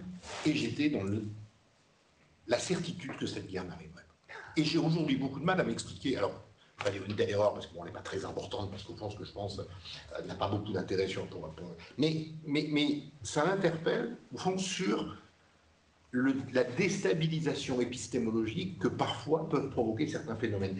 Et je trouve, et je me suis beaucoup retrouvé dans ce que vous avez dit sur le Rwanda, sur cette espèce de traumatisme épistémologique que l'on ressent, quand on est parfois confronté à des violences qui ne sont peut-être pas plus graves que d'autres qu'on a pu étudier, mais qui nous sautent plus au visage, et avec lesquelles on ne peut pas, on a du mal à vivre.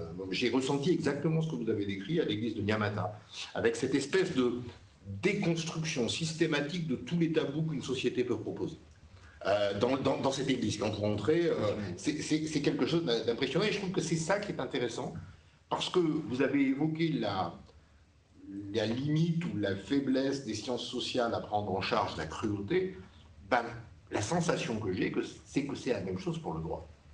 Parce que le droit connaît des catégories, connaît des règles, connaît des principes, mais est déstabilisé face à une forme d'extrême cruauté. Le génocide, ce n'est pas que le massacre de personnes. C'est le massacre de personnes dans certaines circonstances, et à supposer que la norme juridique qui traite le génocide puisse répondre au massacre de personnes, elle de toute manière ne prend pas en compte nécessairement la violence, la cruauté, la brutalité, et je pense que c'est... Il y a même une forme de... Alors je le dis en étant un peu provocateur, mais je ne suis pas sûr, mes collègues vont peut-être sûrement me corriger un peu, mais je dirais que ça renvoie au fond le juriste à une sorte de position de Sisyphe, dans lequel on tente pathétiquement d'opposer la rationalité des normes, la rationalité des procédures, la rationalité des mécanismes, comme la réparation, comme l'incrimination, comme la qualification juridique, face à des pratiques dont la dimension irrationnelle nous déstabilise. Et ça, moi, je trouve que c'est peut-être alors à la fois une des vertus et une des difficultés de la justice transitionnelle, et notamment de l'exercice par les commissions vérité, qui se départissent d'une certaine forme de formalisme, qui se départissent de la nécessité de pouvoir contre-interroger une personne qui accuse une autre, qui font rentrer le concept de traumatisme individuel et collectif, alors certainement très maladroitement, mais qui le font rentrer dans la logique même de fonctionnement de l'institution, pour justement tenter de répondre, sûrement pas très bien, mais à la douleur, à l'expression de la douleur, au ressenti de la douleur, à ce que vous évoquiez tout à l'heure sur comment on a souffert. Ça, je trouve que c'est extrêmement intéressant. Alors, de le penser pour la Première Guerre mondiale, parce qu'effectivement, c'est absolument pas évoqué, mais de le penser pour de toute manière toutes les formes. On parle beaucoup aujourd'hui de transmission du traumatisme.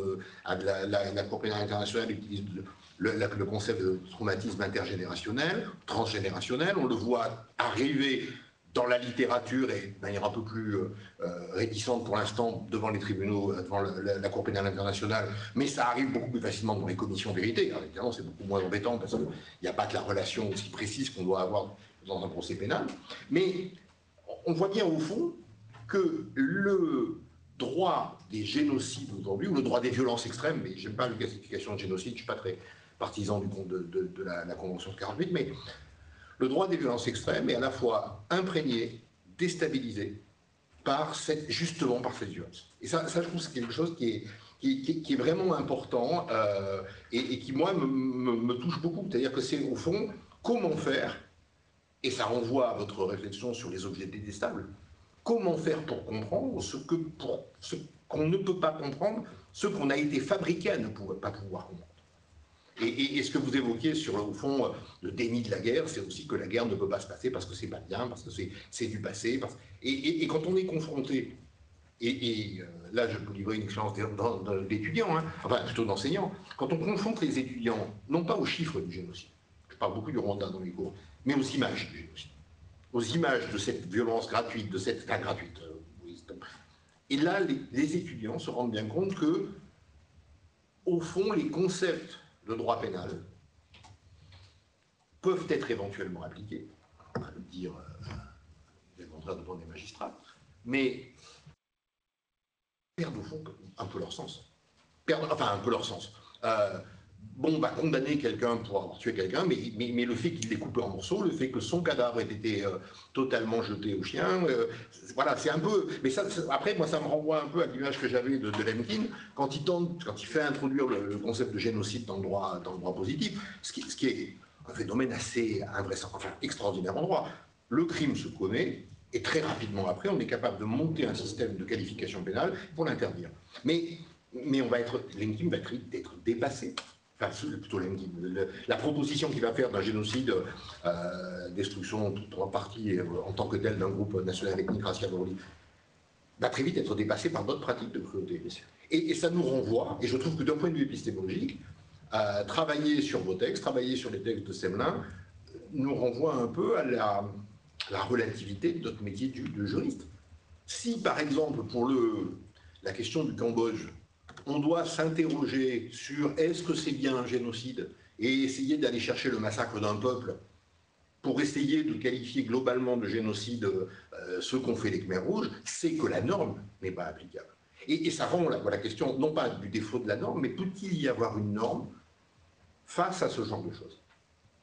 Peut-il y avoir une approche? Alors il doit y en avoir une, mais la question c'est peut-il y avoir une norme véritablement? Comment et c'est un peu le sens de l'arrêter là, mais comment au fond rendre compatible la rationalité intellectuelle, procédurale et temporelle de la norme qui s'applique en tant que telle, comme ça, tant qu'elle n'aura pas été modifiée? Comment rendre compatible la rationalité du procès? Le procès, c'est l'archétype, me semble-t-il, d'un espace de communication rationnelle basé sur un échange, avec des pratiques. Alors qu'on va qualifier dans un premier temps d'irrationnel. J'aime bien l'expression de Semelin sur la rationalité délirante, mais voilà, et ça je trouve que c'est un vrai défi, alors à la fois épistémologique, mais c'est un vrai défi sur le terrain. L'Institut Jouannet, on est très présent sur le terrain, on rencontre des victimes de violences, on rencontre des gens qui viennent de subir la violence, et on est un peu désarmé. Parfois c'est difficile de leur dire, oui, on va essayer de qualifier ça d'un point de vue pénal, est-ce que c'est un crime? Et pardon, le viol, vous évoquiez la question du viol, nous qui travaillons sur un centre de prise en charge des femmes victimes de viol, c'est surtout une école de modestie pour les juristes, pour les médecins. Enfin, je veux dire, montre que dans ce domaine-là, le droit, c'est ni une science morale, ni une science exacte. Enfin, voilà. Mais ça, je trouve que ce que vous nous avez dit, alors à la fois me rassure dans la mesure où vous pensez qu'on n'est pas les seuls, mais plus globalement, je trouve que ça pose cette question-là. Cette question-là, comment traiter avec des instruments rationnels, intellectuellement, basés sur une certaine forme de concept d'humanité qu'on peut avoir, des pratiques qui sont mises en dehors, de manière artificielle, ou en tout cas morale, de cette humanité-là. Et c'est pour ça que j'étais très très intéressé, très impressionné par votre exposé. Alors on avait déjà échangé une fois sur le Rwanda et sur le choc que vous aviez pu ressentir, parce que la difficulté qu'on a par exemple quand on revient, le retour à la normale, c'est une espèce d'espace d'atterrissage qui rend au fond son environnement normal un peu banal et presque un peu méprisable. Mais je crois que c'est au-delà de l'environnement normal, c'est le retour à une certaine forme de rationalité. Oui, bien sûr. Voilà, voilà, donc moi je voulais vous remercier vivement de votre intervention et puis vous dire que ces thématiques-là, moi, me paraissent croiser les thématiques de la justice transitionnelle, peut-être un peu moins du droit pénal international, je ne sais pas, et en tout cas que c'est extraordinairement précieux pour des juristes que d'écouter ce genre d'intervention et de discours. Stéphane, je vous laisse répondre, après on passera... J'ai pas à répondre, c'est très bien, je suis très intéressé par votre point de vue, et voilà, je crois qu'il faut mieux c'est plus un commentaire, je ne vais pas commenter le commentaire de Jean-Pierre, voilà, qui est très, très intéressant, comme on pense finalement plus ou moins la même chose, c'est pas la peine que j'en rajoute, il y a peut-être des questions plus... Voilà, plus... Alors, je propose de passer à la salle d'abord la parole dans l'éventualité de questions, et puis ensuite, quand on aura terminé avec la salle, il nous restera quelques minutes sans doute pour des interventions de la part du public à distance, appelons ça comme ça. Je vous demanderai, s'il vous plaît, de taper votre question, d'écrire votre question dans la conversation du chat, voilà, dans le chat. Donc voilà, est-ce qu'il y a... On ne peut pas faire l'oral. Hein? On peut faire à l'oral aussi si vous voulez, oui. Oui. Si vous voulez faire à l'oral, vous signalez, vous voulez prendre la parole dans le chat et je vous donnerai la parole, d'accord? Donc. Moi, j'ai une réaction par rapport au propos de Jean-Pierre. Comme d'habitude, je ne suis pas tout à fait d'accord avec tout ce que tu as dit. Il me semble que sur le génocide, il y a quand même quelque chose, enfin ce qui distingue cette incrimination par rapport aux autres crimes de masse, c'est l'intention de détruire. Et il me semble qu'avec cet élément-là, on se rapproche quand même de la cruauté dont vous avez parlé comme un élément déterminant. Je pense que c'est ce qui fait vraiment la différence entre cette incrimination et les autres. Et on se rapproche, il me semble, voilà, de ces pratiques de cruauté dont vous nous avez bien expliqué. Je trouve ça particulièrement intéressant. C'était quelque chose de structurant, quelque chose qu'on mettait de côté habituellement. Et là, pour le coup, il me semble que la Convention de 48, malgré tous ses défauts, elle a peut-être réussi quelque chose. Elle a réussi peut-être à s'approcher d'une vérité qu'habituellement on met de côté. Il me semble, hein, je ne sais pas, c'est quelque chose voilà, qui m'a frappé en vous écoutant tout à l'heure et après en entendant Jean-Pierre parler de tous les défauts de la norme pour faire face à ces réalités-là. Xavier? Oui, moi j'aurais beaucoup de choses à dire, mais je vais me limiter à quelques remarques. Il y a peut-être une première chose qui m'interpelle dans ce que vous avez dit, c'est le fait qu'on ne définisse pas la guerre et qu'on la considère comme quelque chose d'acquis. Or, la guerre ou le conflit armé en droit ont quand même des définitions, et c'est peut-être aussi là aujourd'hui que ce que vous venez de nous dire nous fait réfléchir. Et si la guerre est toujours violente, elle prohibe quand même un certain degré de violence. La violence n'est autorisée qu'entre les combattants, en tout cas juridiquement, et elle est prohibée envers tout ce qui n'est pas militaire. Et en réalité, on constate dans la réflexion que vous avez menée que c'est tout le contraire et que, au fond, même si les combattants combattent entre eux et qu'ils possèdent une licence de tuer, je dirais, du point de vue juridique, en revanche, ça va bien au-delà et que c'est le mot violence extrême qui permet de qualifier, en quelque sorte, le dépassement du droit, puisque celui-là est non autorisé. Même si les moyens que nous avons pour répondre à ces violences extrêmes sont limités, il faut bien le reconnaître. La deuxième réflexion, c'est qu'au fond, dans ce que vous avez dit, il y a peut-être aussi, du côté du droit, et c'est toujours intéressant de croiser les regards en sciences sociales, à nous interroger sur une nouvelle qualification des conflits. On vit avec des qualifications qui sont, de mon point de vue, assez stupides, même si elles ont une explication, en tout cas dans l'histoire du droit, qui consiste à distinguer les guerres civiles des guerres internationales. Pourquoi ne pas essayer de proposer de nouvelles qualifications qui sont fondées sur ces degrés de violence? Et là, peut-être que l'opérationnalité du droit serait plus forte si on changeait nos regards sur cette qualification des conflits et qu'on essayait des typologies qui soient plus adaptées à ce regard sur la violence. En tout cas, c'est ce que fait, c'est ce à quoi fait réfléchir l'intervention que vous avez faite. Et ça fait aussi, et c'est ça, c'est un élément moi, qui m'a marqué, c'est que les objets sur lesquels vous réfléchissez, les armes, les uniformes, on prend que c'est là, sont des éléments qu'on connaît, ce sont les moyens, les méthodes, et ça nous permet aussi, peut-être avec le regard que fournit ce double regard anthropologique et historique, de nous questionner sur ce que nous faisons, c'est-à-dire nos moyens, nos méthodes, qui sont décrits dans des conventions de façon parfois un peu mécanique, mais qui ne répondent pas nécessairement à ce que constitue la réponse à cette extrême violence que vous avez décrite. Des uniformes, il y en a effectivement, mais il n'y en a plus nécessairement beaucoup. Ils ne sont plus du tout les mêmes, on ne se balade plus en rouge et en bleu. Et vous avez des armées qui sont toujours avec un signe distinctif, mais pas nécessairement les mêmes. Et puis, il y a quand même une question que moi je me pose, au regard, non pas de l'histoire, plutôt du futur. Vous avez défini l'histoire comme une science du temps.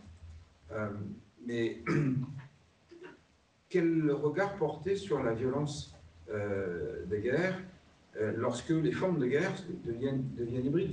Quelle est en quelque sorte la définition que l'on retient de la guerre? Est-ce que c'est le résultat? Est-ce que ce sont les moyens qu'on emploie?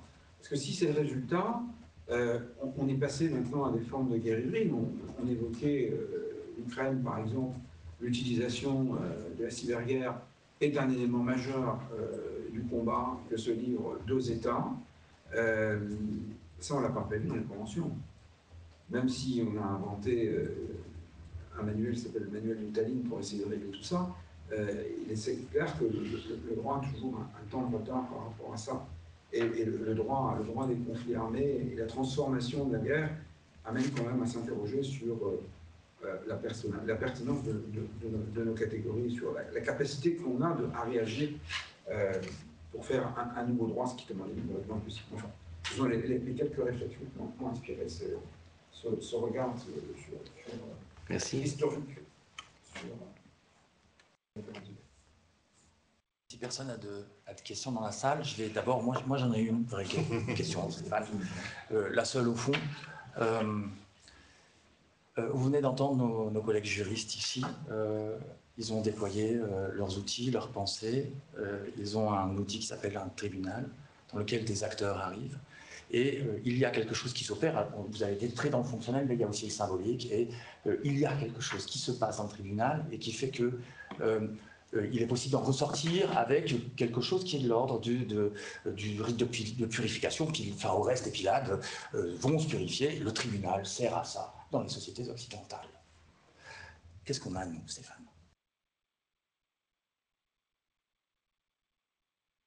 Le problème, oui, c'est difficile pour moi de répondre à ces interventions de juristes, parce que bon, les sciences sociales s'intéressent beaucoup au droit, d'un point de vue de sciences sociales, et ce qui signifie comme activité sociale, mais le droit n'est pas une science sociale. C'est pas son objet, on est d'accord. Et donc, du coup, nos perspectives sont forcément extraordinairement différentes, même si il peut se jouer au tribunal en particulier, notamment dans les tribunaux jugeant les crimes internationaux, quelque chose qui n'est pas loin des sciences sociales, justement, dans l'établissement des faits, de leur enchaînement, de leur rationalité, etc. etc. Mais donc, l'interlocution entre nos disciplines est difficile. L'interlocution est difficile et je le sens tout de suite à votre manière de réagir, qui m'intéresse vivement, mais sur lequel finalement je ne me sens pas vraiment de prise, en quelque sorte. Effectivement, la question de la norme, évidemment, est centrale. Elle m'est complètement indifférente, sauf pour considérer que dans telle société, il y a telle norme. Oui, ça, bien sûr, comme phénomène social, mais elle m'est indifférente. De même, ces questions de définition me sont complètement indifférentes. Je ne m'intéresse pas à la définition, disons, lemkinienne, puis de la déclaration de 48, du crime de génocide, du crime contre l'humanité, du crime de guerre. Ça ne m'intéresse pas. Ça ne m'intéresse pas. Ça m'intéresse éventuellement comme phénomène social, mais en tant que coopérabilité comme performativité pour essayer à la fois pour saisir le réel d'une violence de masse, ça ne m'intéresse pas. D'ailleurs, c'est une chose qu'on trouve d'ailleurs dans le livre de Semelin, la question, est-ce que le terme de génocide est finalement qu'on ne peut pas contourner, est-ce qu'il a de l'intérêt pour les sciences sociales? La réponse de Semelin, que je trouve intéressante, c'est non. On ferait mieux de parler de massacre, c'est beaucoup plus loin, et ce terme de génocide, au fond, dont je reconnais toute la valeur, bien entendu, sur le plan juridique, toute l'utilité, etc., mais d'un point de vue analytique de sciences sociales, c'est sans intérêt. De même qu'il y a absolument... est-ce que, vous voyez, pour les gens de sciences sociales, vous voyez, est-ce qu'à Srebrenica, il y a génocide ou pas? Vous voyez, c'est pas un problème d'historien. Est-ce qu'au Cambodge, il y a génocide ou pas génocide? Vous voyez, je suis plutôt partisan de dire que c'est génocide. Je me moque éperdument du fait que, internationalement, comme vous le savez, ce qui s'est produit dans le Kampuchea démocratique n'est pas considéré comme un génocide, mais qu'il y a effectivement, on considère que sur les minorités Cham et vietnamiennes, chinoises, etc., il y a eu génocide. Mais ça ne m'intéresse pas. Et ça ne peut pas m'intéresser. En revanche, quand un anthropologue, et d'ailleurs en même temps psychanalyste comme Richard Eichmann dit, pour les Khmers rouges, le peuple nouveau, celui des villes, celui de Phnom Penh, etc., n'était plus Khmer. Et donc subjectivement, ils ne sont plus Khmer et donc on peut les éliminer. Subjectivement, il y a génocide. Objectivement, il n'y en a pas. Subjectivement, il y en a. Moi, évidemment, c'est la subjectivité qui m'intéresse. Je me moque éperdument autre comme un phénomène sociopolitique comme un autre, des décisions des tribunaux internationaux. Vous voyez, donc, vous voyez, il y a de l'extraordinaire difficulté que nous avons, évidemment, que nous pouvons avoir avec les normes. Voilà. Et donc, il y a votre question, Christian, je n'ai pas de réponse. Voilà. Donc, si vous en avez une, je serais content de la prendre, mais moi, je n'en ai pas. Voilà. J'ai une petite question qui me vient. Alors, si ces concepts ne vous intéressent pas directement, est-ce que le procès, comme une expérience, un regard sur la guerre, un regard sur des auteurs et des victimes visés nommément pour certains, est ce qui m'intéresse. Voilà, est-ce qui vous intéresse et comment, quel impact il a sur justement ce regard que vous portez sur la guerre? Le procès m'intéresse très vivement. Je ne suis pas le seul. Ça, les historiens, quand même, sont des créatures souvent un peu limitées, mais ils ont bien vu qu'il se jouait dans le procès, comme le Christian le disait, évidemment, non seulement une catharsis essentielle, mais que le procès leur fournissait de manière extraordinairement triviale, une documentation d'exception. Donc voilà, c'est pas là. Puisqu'on parlait du Rwanda, qui vous intéresse beaucoup comme moi, les procès les procès bien sûr d'Arusha, du tribunal pénal international, donc à Arusha, du pays grec.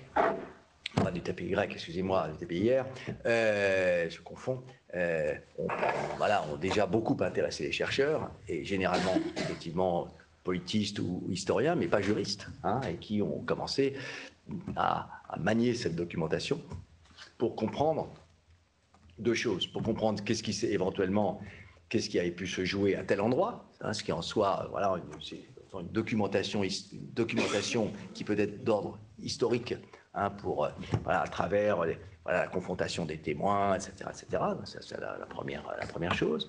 Et puis aussi pour comprendre ce qui se joue, bien sûr, dans l'enceinte du tribunal, d'un point de vue, y compris d'un point de vue anthropologique, qu'est-ce qui se joue, par exemple, de la confrontation entre témoins rwandais, venus à Paris, parlant le Kinyarwanda, dans un tribunal où ils arrivent, vous imaginez ce que c'est pour un paysan rwandais, vous voyez, qui arrive à Paris, qu'on trimballe d'ailleurs éventuellement avec d'autres témoins qui sont des tueurs, et qu'on met à la barre. Je veux dire, pour moi, quand je suis à la barre, justement, dans ce type de procès, je trouve que c'est un stress absolument inouï, et vous imaginez, c'est quelque chose avec des incompréhensions extraordinaires.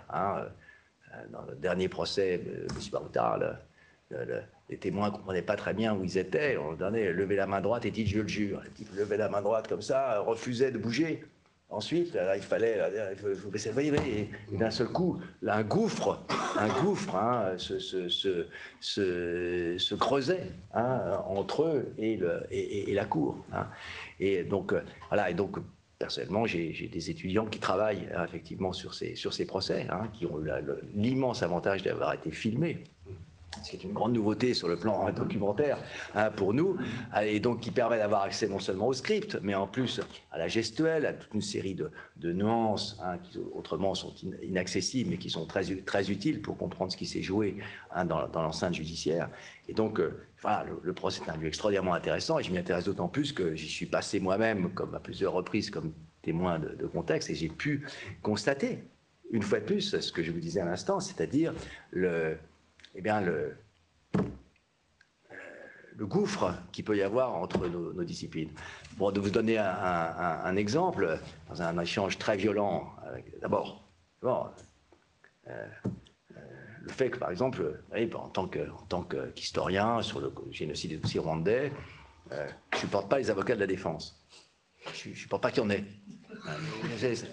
Ça vous paraît absurde, évidemment, hein, c'est complètement imbécile, hein, mais je ne supporte pas. Je ne supporte pas. Donc je me montre délibérément d'une extrême agressivité à leur égard. Ce qui fait que ça met une tension extraordinaire, évidemment, dans la cour. Non, ça ne m'amuse pas du tout sur le moment. Sur le moment, je suis vraiment. J'ai décidé vraiment de vraiment. Et évidemment, ça provoque. Ça crée une relation agonistique. Hein. Les avocats, évidemment, cherchent à vous descendre. Hein, et ils ont les moyens de le faire, puisque c'est eux qui sont maîtres du temps. Vous n'êtes pas maître du temps, ce qui pour un professeur, évidemment, est très intéressant. Vous n'êtes pas maître du temps, c'est le tribunal qui est maître du temps et les avocats posent les questions qu'ils veulent. Hein, et je comprends très bien que ce soit bien leur droit et en même temps, je ne le tolère pas. Et donc, je ne tolère pas en particulier, là, ça vous amuse évidemment, vous voyez, je fais exprès de vous faire rire. Et je ne supporte pas, je comprendrais très bien, en revanche, que les avocats disent, attendez, voilà, dans tel procès, tel accusé, il faut un petit peu, oui bien sûr, mais regardez, il a eu peur, il s'est passé. Non, non, ce qui est insupportable pour moi, c'est que c'est le plaidé non coupable. Ils n'ont rien fait. Alors qu'il est évident que, c'est évident qu'ils ont fait, mais ils n'ont rien fait. Voilà. Alors, ça, ce que je ne supporte pas, c'est qu'ils endossent, évidemment, hein, le système de défense, entièrement, le système de défense de leurs clients, sans que je sache s'ils le croient ou s'ils ne le croient pas. Mais mais ça me préoccupe beaucoup de savoir s'ils le croient ou s'ils ne le croient pas. Parce que moi, je suis tenu à un discours de vérité. Discours de vérité extraordinairement contingent, je le sais bien, très subjectivé, tout ce que vous voulez, mais je suis tenu à un discours de vérité. C'est ça le métier d'historien. Et face à un avocat qui n'est pas tenu à ce discours de vérité, je suis dans un inconfort, hein, épistémologique, si vous voulez, énorme, hein, considérable. Et je me souviens avec un avocat on a eu un échange très violent. Il me dit, mais est-ce que... Il me citait, c'était les maires de bourgmestres. Donc je ne me souviens plus exactement quand elle est la date du procès, et de Camarando, et qui, un ancien bourgmestre, et le bourgmestre en exercice au moment du génocide, donc était co-accusé. Hein, et me dit, ouais, j'avais parlé dans mon exposé j'avais parlé du rôle de toutes les autorités locales dans le génocide de manière générale. J'ai cité les bourgmestres. L'avocat arrive, voilà. Il me cite évidemment toute une série, hein, de bourgmestres qui avaient été acquittés par d'autres juridictions. Hein, à Arusha, ailleurs, pas au Rwanda. Et il me cite ces noms que je ne connaissais pas d'ailleurs, parce que je ne connais pas toutes les études. Et je dis, mais ça m'est complètement égal qu'ils étaient acquittés, maître. Au procès de Nuremberg, beaucoup de responsables nazis de premier plan, surtout dans les procès périphériques, ont été acquittés. C'est l'histoire qui les a jugés, c'est pas le tribunal. Et alors là, vous voyez, d'un seul coup, vous aviez les deux, vous voyez, il n'y avait aucune négociation possible là, vous voyez, entre nous. Hein. C'est deux, voilà, deux systèmes de normes peut-être, hein, et c'est toute la difficulté, j'ai ressenti là, vraiment toute la difficulté, hein, du dialogue entre nous. C'est un espace très conflictuel. Très conflictuel, bien sûr. Messieurs, il est 20h, je vais quand même essayer, il y a 3 questions, je vais les prendre quand même, si ça ne vous dérange pas. Madame Prouveau avait 3 questions, mais je vais prendre que la dernière. Madame Prouveau, je suis désolé parce que c'est la plus intéressante et la plus pertinente. C'est quelle place peut ou doit avoir l'historien dans les procès. Nous avons aussi une question de quelqu'un qui s'appelle Monsieur Bentolila et qui dit la justice c'est un phénomène relativement récent, contrairement à la guerre. Si le tribunal de Nuremberg a été une réaction aux violences extrêmes, la persistance de ces violences ne serait-elle pas la traduction de l'échec de cette justice de guerre, ou du moins de l'incompatibilité d'une justice face à un phénomène social qui existe et existera toujours? Au fond, nous dit-il, la justice a-t-elle sa place face à la guerre? Voilà, donc on a ces 2 questions, et puis malheureusement, après votre réponse, Stéphane, on se quittera parce qu'on a déjà un petit peu dépassé. À l'échec de la justice de guerre, je crois que c'est plutôt aux juristes, hein, de répondre, hein, plutôt qu'à moi. Vous avez compris que je me sens pas compétent. L'historien dans les procès, je me sens plus compétent, oui. En théorie, je partage le point de vue qu'avait exprimé à la fin des années 90 dans les grands procès Papon et d'autres, Souvier, etc., qu'avait exprimé l'historien Henri Rousseau, qui est à la fois un ami, un historien que j'admire beaucoup. C'est-à-dire qu'il n'y a aucune place, l'historien n'a rien à faire dans le prétoire. Et en théorie, je partage entièrement son point de vue. Le problème, c'est que quand j'ai été appelé dans le prétoire, il n'y a aucun moment j'ai pensé qu'il était possible de se dérober. D'abord, comme vous le savez, normalement, vous ne pouvez pas le faire. Et même si, bien entendu, on ne m'aurait pas envoyé les gendarmes pour m'amener à la barre, hein, mais même si j'avais voulu, même si j'avais pensé, enfin, vous voyez, même si j'avais pu me esquiver, je ne l'aurais pas fait. Et c'est là que vous avez tout le problème, non seulement de l'historien dans les procès, mais l'historien dans la cité. Hein, c'est-à-dire que tout ce que vous pensez en théorie, en théorie qu'il faut faire, la manière de se comporter en tant qu'historien, en particulier, et puis face à un phénomène aussi extrême, par exemple que le génocide des Tutsis rwandais, eh bien quelque chose d'autre se joue qui fait que vous êtes obligé, ou que vous vous sentez obligé de faire absolument différemment de tout ce que vous aviez prévu. Et c'est ce qui m'est arrivé à la fois dans les procès, mais aussi dans des formes d'engagement politique, hein, que je récuse sous cette forme, hein, que je récuse et que pourtant, voilà, dans lesquels finalement je me suis lancé. Et c'est là tout l'aspect disruptif, hein, de la violence de guerre pour nos métiers respectifs, je pense. C'est sur ces paroles que nous allons nous arrêter. Je voudrais remercier l'assistance à cette première séance. Hein. Vous étiez très nombreux. Je suis désolé qu'on n'ait pas pu prendre plus de questions. Je vous remercie et à bientôt. Et la prochaine séance du séminaire a lieu le 24 novembre. Cite-t-on dans l'oreillette que je n'ai pas. Merci et bonne soirée.